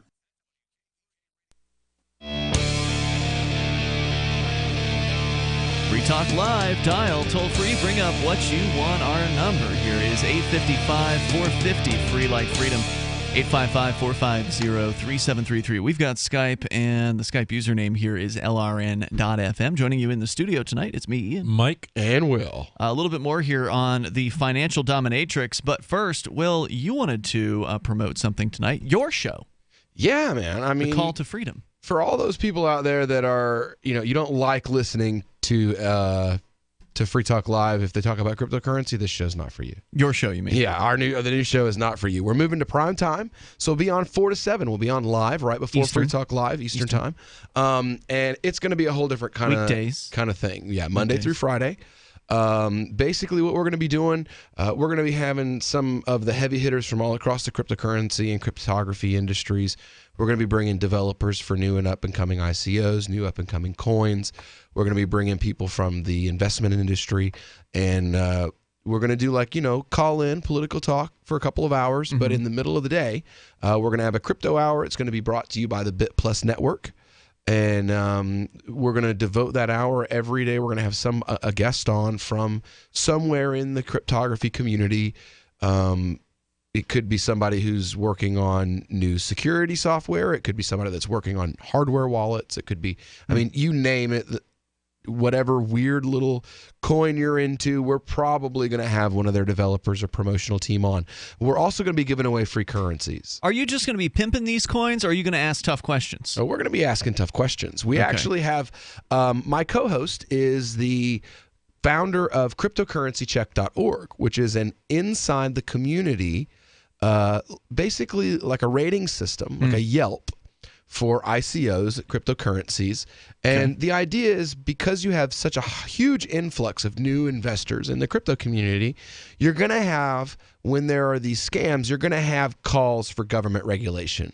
So what Aria's idea is why don't we regulate ourselves as a cryptocurrency community? Why don't we, volunteer-based within the community, find a way to rate these coins, warn one another about these scams and stuff when we find them, and keep a compiled log of all this stuff on a website that she calls cryptocurrencycheck.org. I'm looking at it right now. And we will be, she'll be interviewing, like, she's a tech savvy, she knows her stuff, and she is going to be asking we actually, we're joking amongst ourselves, how many of these developers for these scam coins are we going to actually be able to get to come on the air after we tear 3 of them apart on live radio? Yeah, sure. How it's going to get around that, if you're a scam or you're a crap coin, then you should stay away from the Call to Freedom if they invite you to come on the air, because they will pick you apart. But we're going to be giving away coin. We're going to be giving away Vertcoin, one of our sponsors.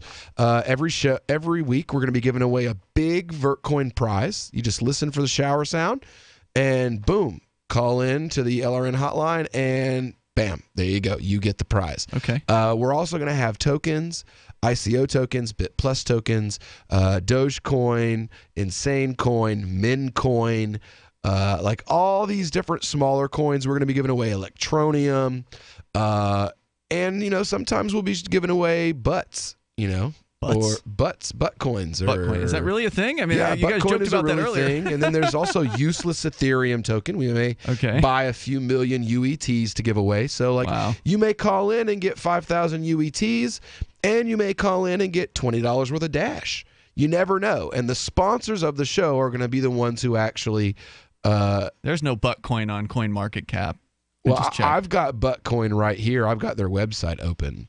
It's called thebutcoinfoundation.org. If it ain't on CoinMarketCap, it doesn't exist. It's a bunch of crybabies. Well, I've got stuff that I can trade on HIT BTC that's not on CoinMarketCap. So there's tokens on HIT BTC that aren't on CoinMarketCap. So coming up early January. Starting January 8th. Basically, we're going to do our New Year's Eve show, and it's going to be a little bit different. We're going to bring a bunch of people on. You're on Sunday nights now. So that is correct. And we'll be moving from Sunday night to the primetime slot. We'll be broadcasting live from our VertCoin studio, as VertCoin will be one of our new sponsors, and their promotion of the whole concept of any man can mine, the decentralized mining idea that any joker with a gaming computer and an NVIDIA card can actually mine coin in their house in their spare time.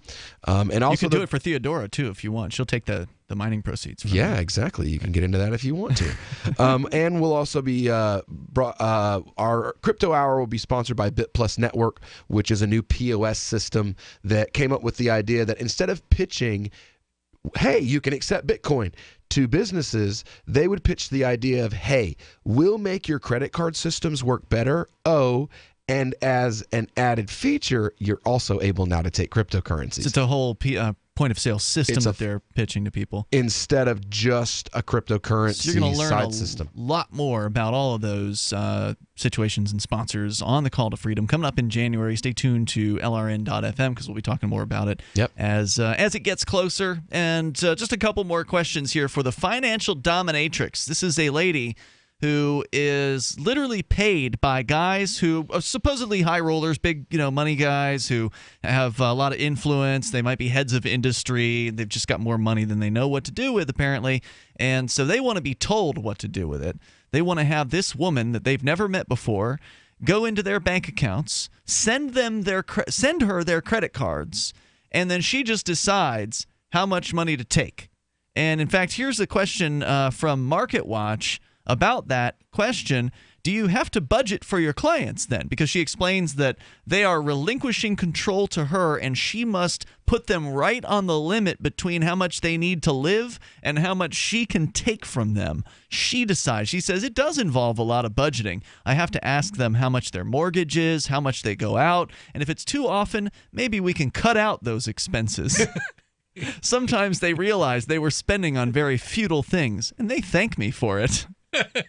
And the final question for Theodora, the Financial Dominatrix, is what's the biggest risk in the future of Bitcoin? She says, I'm a little wary of what's happening with net neutrality and regulation. Not sure what that has anything to do with Bitcoin. But going on, she says, if they regulate Bitcoin, we may have to buy more Litecoin or Monero. It's moving all the time, so you always have to think ahead. As long as people are creative with crypto and business in general, they're going to be fine. So there's your advice from the Financial Dominatrix. As we go to somebody who is on the line here in Pennsylvania. He's Ricky in the Commonwealth. Go ahead, Ricky. How'd you like to be told what to do by a lady who you give all your money to? Well, first of all, nobody should tell anybody what to do in a relationship. Second of all, some people are into that, though, Ricky. Isn't your credit union telling you what to do, Ricky? I'm a gentleman, so, I mean, some people like domination, to each their own. I believe in an equal partnership. And, if you got to give a little more sometimes, that's all right. 50-50, 60-40, whatever. You know how it is. So what were you calling about tonight? Well, I wanted to talk to Will C., if I may. I had a couple questions for him. And all right, let's have one. We'll start with one question, and if it's something that is coherent, maybe we'll let you have a second one. So go ahead with your first question. Well, the first question is, in his own words, I wanted to know, as far as I know, he's a Muslim, I guess. So I wanted to know, exactly as a Muslim, there are different types of views. In his own words, before I ask the second question, what exactly specifically his views are when it comes to being a Muslim, what kind of Muslim he is. What kind of Muslim are you, Will Coley? From Muslims for Liberty. Well, it's actually kind of a heck of a question to unpack. If you went to your Salafi types, you're women need to be in their own side of the mosque, and how long your pant legs and beard are the most important thing on earth. They would call me a Sufi. If I went to the average Sufi, though, they would call me a Salafi. And if I went to the average Shia, because basically what I do as a convert who doesn't really who sees all these different conflicts between the different sects from the outside. I don't really see myself as as really relating to any one of them. I see them all as kind of falling away from the path, that like they all became so concerned with not being like each other that they left that middle way. And so you to can speak. see the differences between Well, I see a lot of it as like, okay, you guys decided to venerate these people past the point they were supposed to be, and the other side did the same thing. So you're both kind of wrong. Yep. Okay. And you're both kind of right. Bitcoin and Bitcoin Cash. Thanks for the call, Ricky. I appreciate it. The toll-free number here is 855-450, free like freedom. There's more coming up on Free Talk Live. Happy the rescue dog. He was missing hair, stinky, scabby, but I have a vet that I trust, and she recommended Dinovite. Order a 90-day supply of Dinovite for your dog this week. We'll send you a bottle of Super Omega fish oil free. Packed with omega-3, DHA, and EPA fatty acids. Super Omega is great for your dog's immune system, healthy skin, and soft, shiny fur. Try Super Omega fish oil. Free this week at Dinovite.com. DINOVITE.com. I've said it many times on air, and I'll say it here. The New Hampshire Liberty Alliance is one of the most important organizations for freedom in the world. New Hampshire is ground zero for freedom, and the NHLA is the best organization at promoting effective liberty activism. This ad is sponsored by Free Talk Live, and I, Mark Edge, am a lifetime member because I believe in the NHLA. Please check them out at nhliberty.org. Not everyone can move right now, but you can support the cause. Donate top cryptocurrencies or old-fashioned U.S. dollars, nhliberty.org. Visit their website and see what they're all about, nhliberty.org.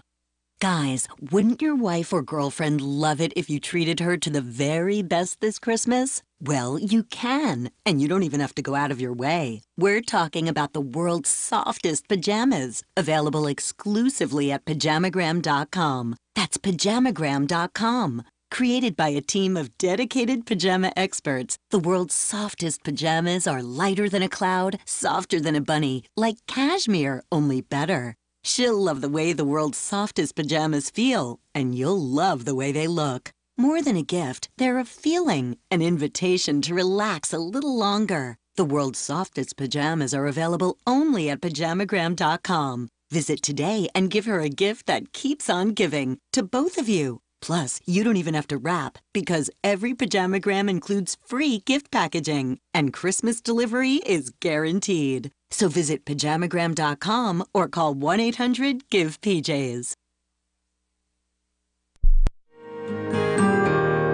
So the protection of life, liberty, and property is what the Free State Project is all about. But it's an effort to move 20,000 people who understand. It's about demonstrating to the entire country that, yeah, we can have a free market, a truly free market. Making it just a freer, great place to live.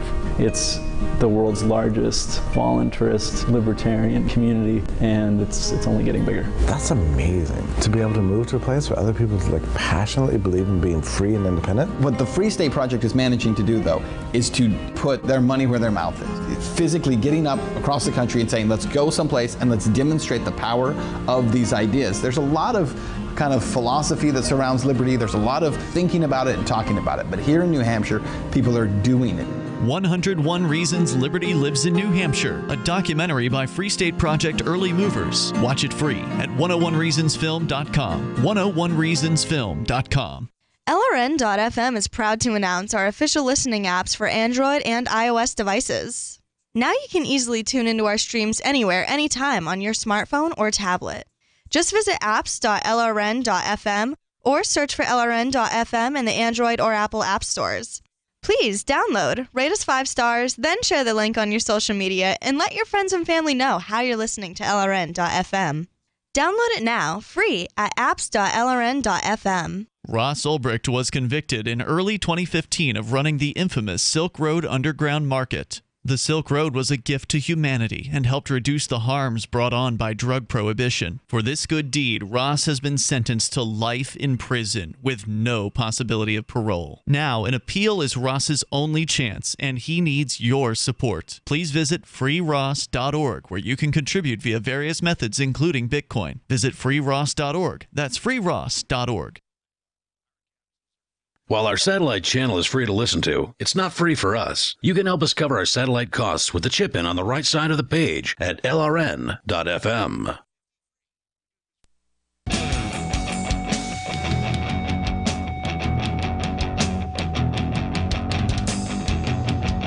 Free Talk Live. You may join us here in these remaining moments. We've got enough time for you if you dial right now. Our number, 855-450-FREE like freedom. That's 855-450-3733. Coming up, Anarchapulco is happening 2 months from now.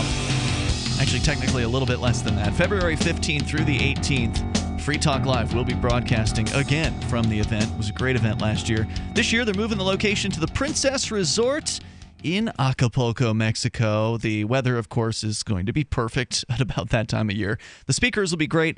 G. Edward Griffin, Jeffrey Tucker, Roger Veer, Larkin Rose, Jeff Berwick, Bruce Fenton, Brett Venot, Julia Taransky, Dana Martin, Juan Galt, Adam Kokesh, Kerry Wedler, Vit Yadlaika from the Freedom Project that they've got going on that I'm now spacing out on what it is called. Liberland, there you go.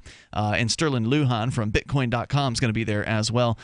Plus live music from Jordan Page, Backwards, Rob, Hustle, and more. It's all happening February 15th through the 18th. You get 10% off of the tickets by using code FTL. It's 10% off the regular ticket price over at Anarchapulco.com, where they're making anarchy great again.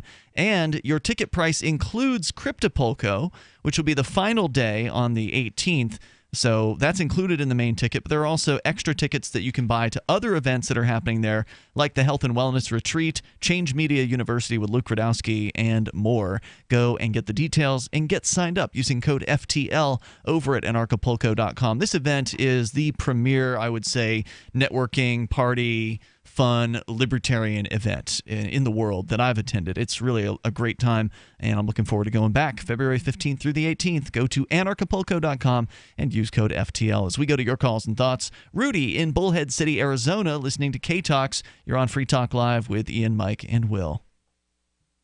Hi, gents. The gentleman who's Muslim, I have a simple question. I've been wanting to ask this for 15 years. All right. Could you please give me an easy to understand explanation of the difference between a Shia Muslim and a Sunni? Good question. You know, basically the difference between the Iranians and the Saudis. Is it so?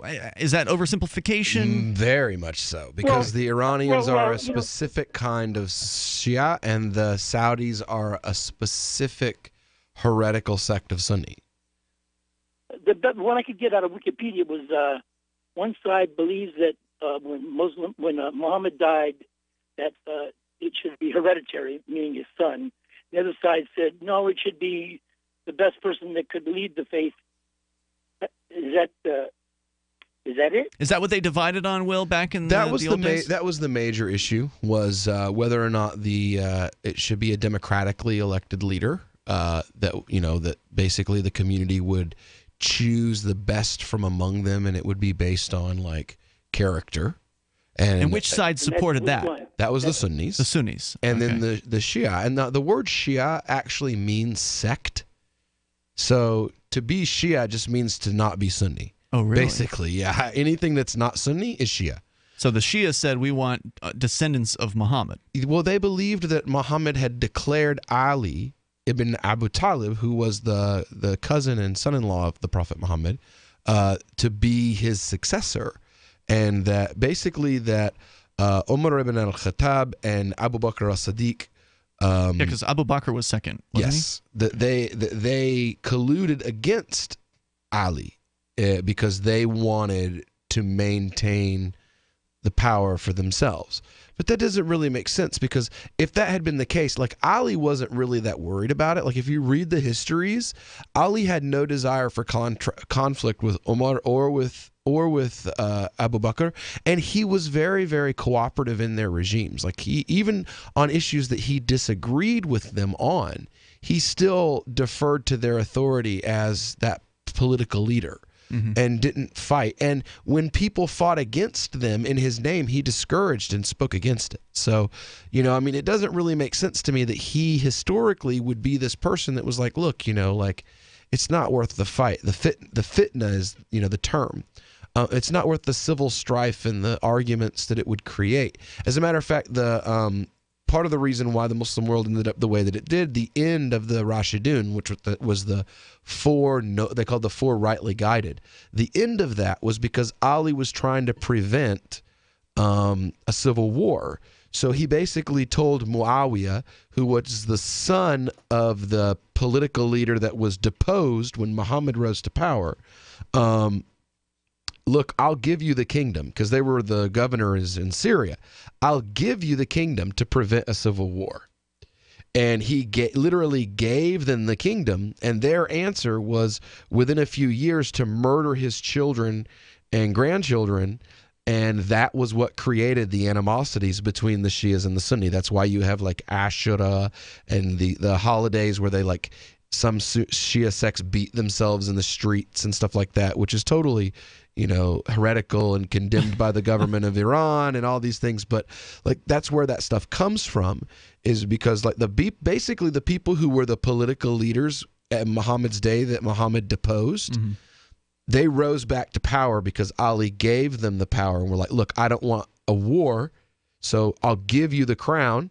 And even after they did that, he still murdered Ali's children and grandchildren after Ali was murdered. Like literally hunted them down, chased them into the deserts, and slaughtered them. So so Sunnis were the supermajority, and the Shia were the sect. They're the ones who broke away, saying we want Muhammad to choose a successor. They wanted a blood lineage. Okay, who's only blood related. Yeah, they wanted like old school monarchy, basically. So did Muhammad choose Abu Bakr as the Muhammad successor? didn't choose any successor. No. Okay. There was no successor that was chosen. And there was no son. Muhammad had 3 sons. They all died before they were a year old. Go ahead, Rudy. Some people think that was like I was just going to say, God's plan. Thank you so much. You've food for thought and grounds for further research. I'm more confused now, but I learned a lot. So it's kind of become the Hatfields and McCoys. Huh? I mean, they really hate each other. That was a question. Does it become the Hatfields and McCoys? You know what? It wasn't always like that. Right now what's going on with the animosities, I mean, it's being fueled. You have Iran and Saudi Arabia, and basically the mullahs and the al-sheikhs are teaching the Muslims on either side that they should hate each other and profiting in the middle, because basically they're just arguing over oil dominance. One side wants to be the dominant factor and in the region, and they're basically using religion as the tool to turn these different groups against each other, to keep, like Pakistan has a huge Shia community, and it's constantly in upheaval, and Shia and Sunni against each other. Why? Because Iran and Saudi Arabia are constantly, Saudi Arabia more than Iran, let's just be honest.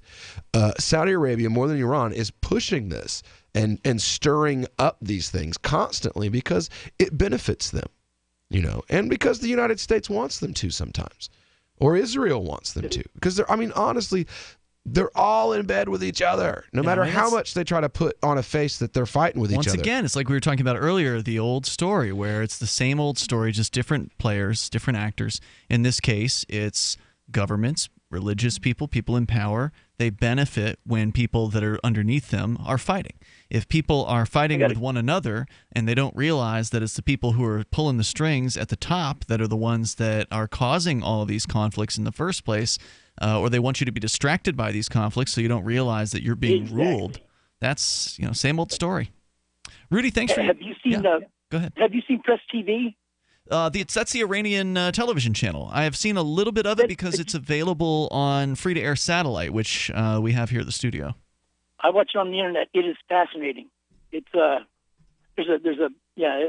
want to go to Iran. Just there's this canyon where you go down, and they did these sculptures on the side of the mountain. It's just great. How do American visitors do in Iran? Because in North Korea, there's a chance you're not going to come back out. Is it do they treat you nice, or is it likely that you're going to end up inside a prison cell? The doctor told me I'm terminal. I don't care. I'm gonna go see it. Right on. Well, hey, if you get out there, then call us up on Skype. It would be so cool to have somebody call from Iran. I think that'd be. They'd probably accuse you of spying for the CIA if you broadcast. Accuse me? No, him. Well, yeah. So I guess you can't fly directly there, right? You'd have to. Where would you have to go to first before you went to Iran? You go to UAE and you can get a flight. Thank you, Rudy, for the call. He hung up there. Appreciate hearing from you here tonight. Because Cuba. They loosened the restrictions on Cuba, I think, we have full relations with Cuba now. Is that true? Because I remember when we shared the news in, I think it was 2016, toward the end of the Obama administration, where they rolled back some of the regulations, but that it wasn't full on. You're saying it's gone full on. You can trade with them now. You can visit there. There's trade. You can visit there. What they haven't done is like full immigration type. Okay. All right. Well, steps in the right direction. I'd love to see that with other countries like Iran and North Korea as well, because I think that building bridges helps solve problems between countries rather than telling people you can't go there, you can't do that. We'll see you tomorrow, freetalklive.com. If you're looking for work, or even if you're not, here's an innocent mistake you really want to avoid. Never return calls before listening to your voicemail. Your wireless phone sends calls you didn't answer into voicemail, and it shows you phone numbers for calls you missed. Important. Don't call back callers you missed until you have first listened to your messages. Otherwise, you frustrate people who bothered to leave messages by asking them to repeat a message they just left as your voicemail greeting instructed them to. If you're a job applicant, this alone could be a deal killer. And even if you're not, there are few things you can convey to someone that are as fundamentally maddening as, "I didn't hear you." With money and attention so scarce now, effective communication skills have never been more important. For more tips for job seekers and everyone else, hit survivalspeech.com. I'm Holland Cook. So you've signed the Shire Society Declaration and are planning your move to New Hampshire to be around more liberty-oriented people. Next, sign up for the Shire Society Forum at forum.shiresociety.com. There are a bunch of people there who are already in the Shire, and they want to meet you. If you're already in the Shire physically, you should also come by the forums. Remember, not everyone uses Facebook. New people are signing up for the Shire Society Forum every month, so drop in and say hello at forum.shiresociety.com. There are lots of ways to listen to Free Talk Live. Our podcast has been around since podcasts began, and now the FTL feed is loaded with content besides our full show archives. Did you know that we make it easy for you to customize your podcast subscriptions? We have different feeds, one that includes only our full shows, one with just the Daily Digest, and one with just the Edgington Post. You decide what you listen to. It's quick and easy to customize your feeds at feeds.freetalklive.com. That's feeds.freetalklive.com. The latest episode of Declare Your Independence is next, after the news, here on the Liberty Radio Network, LRN.FM.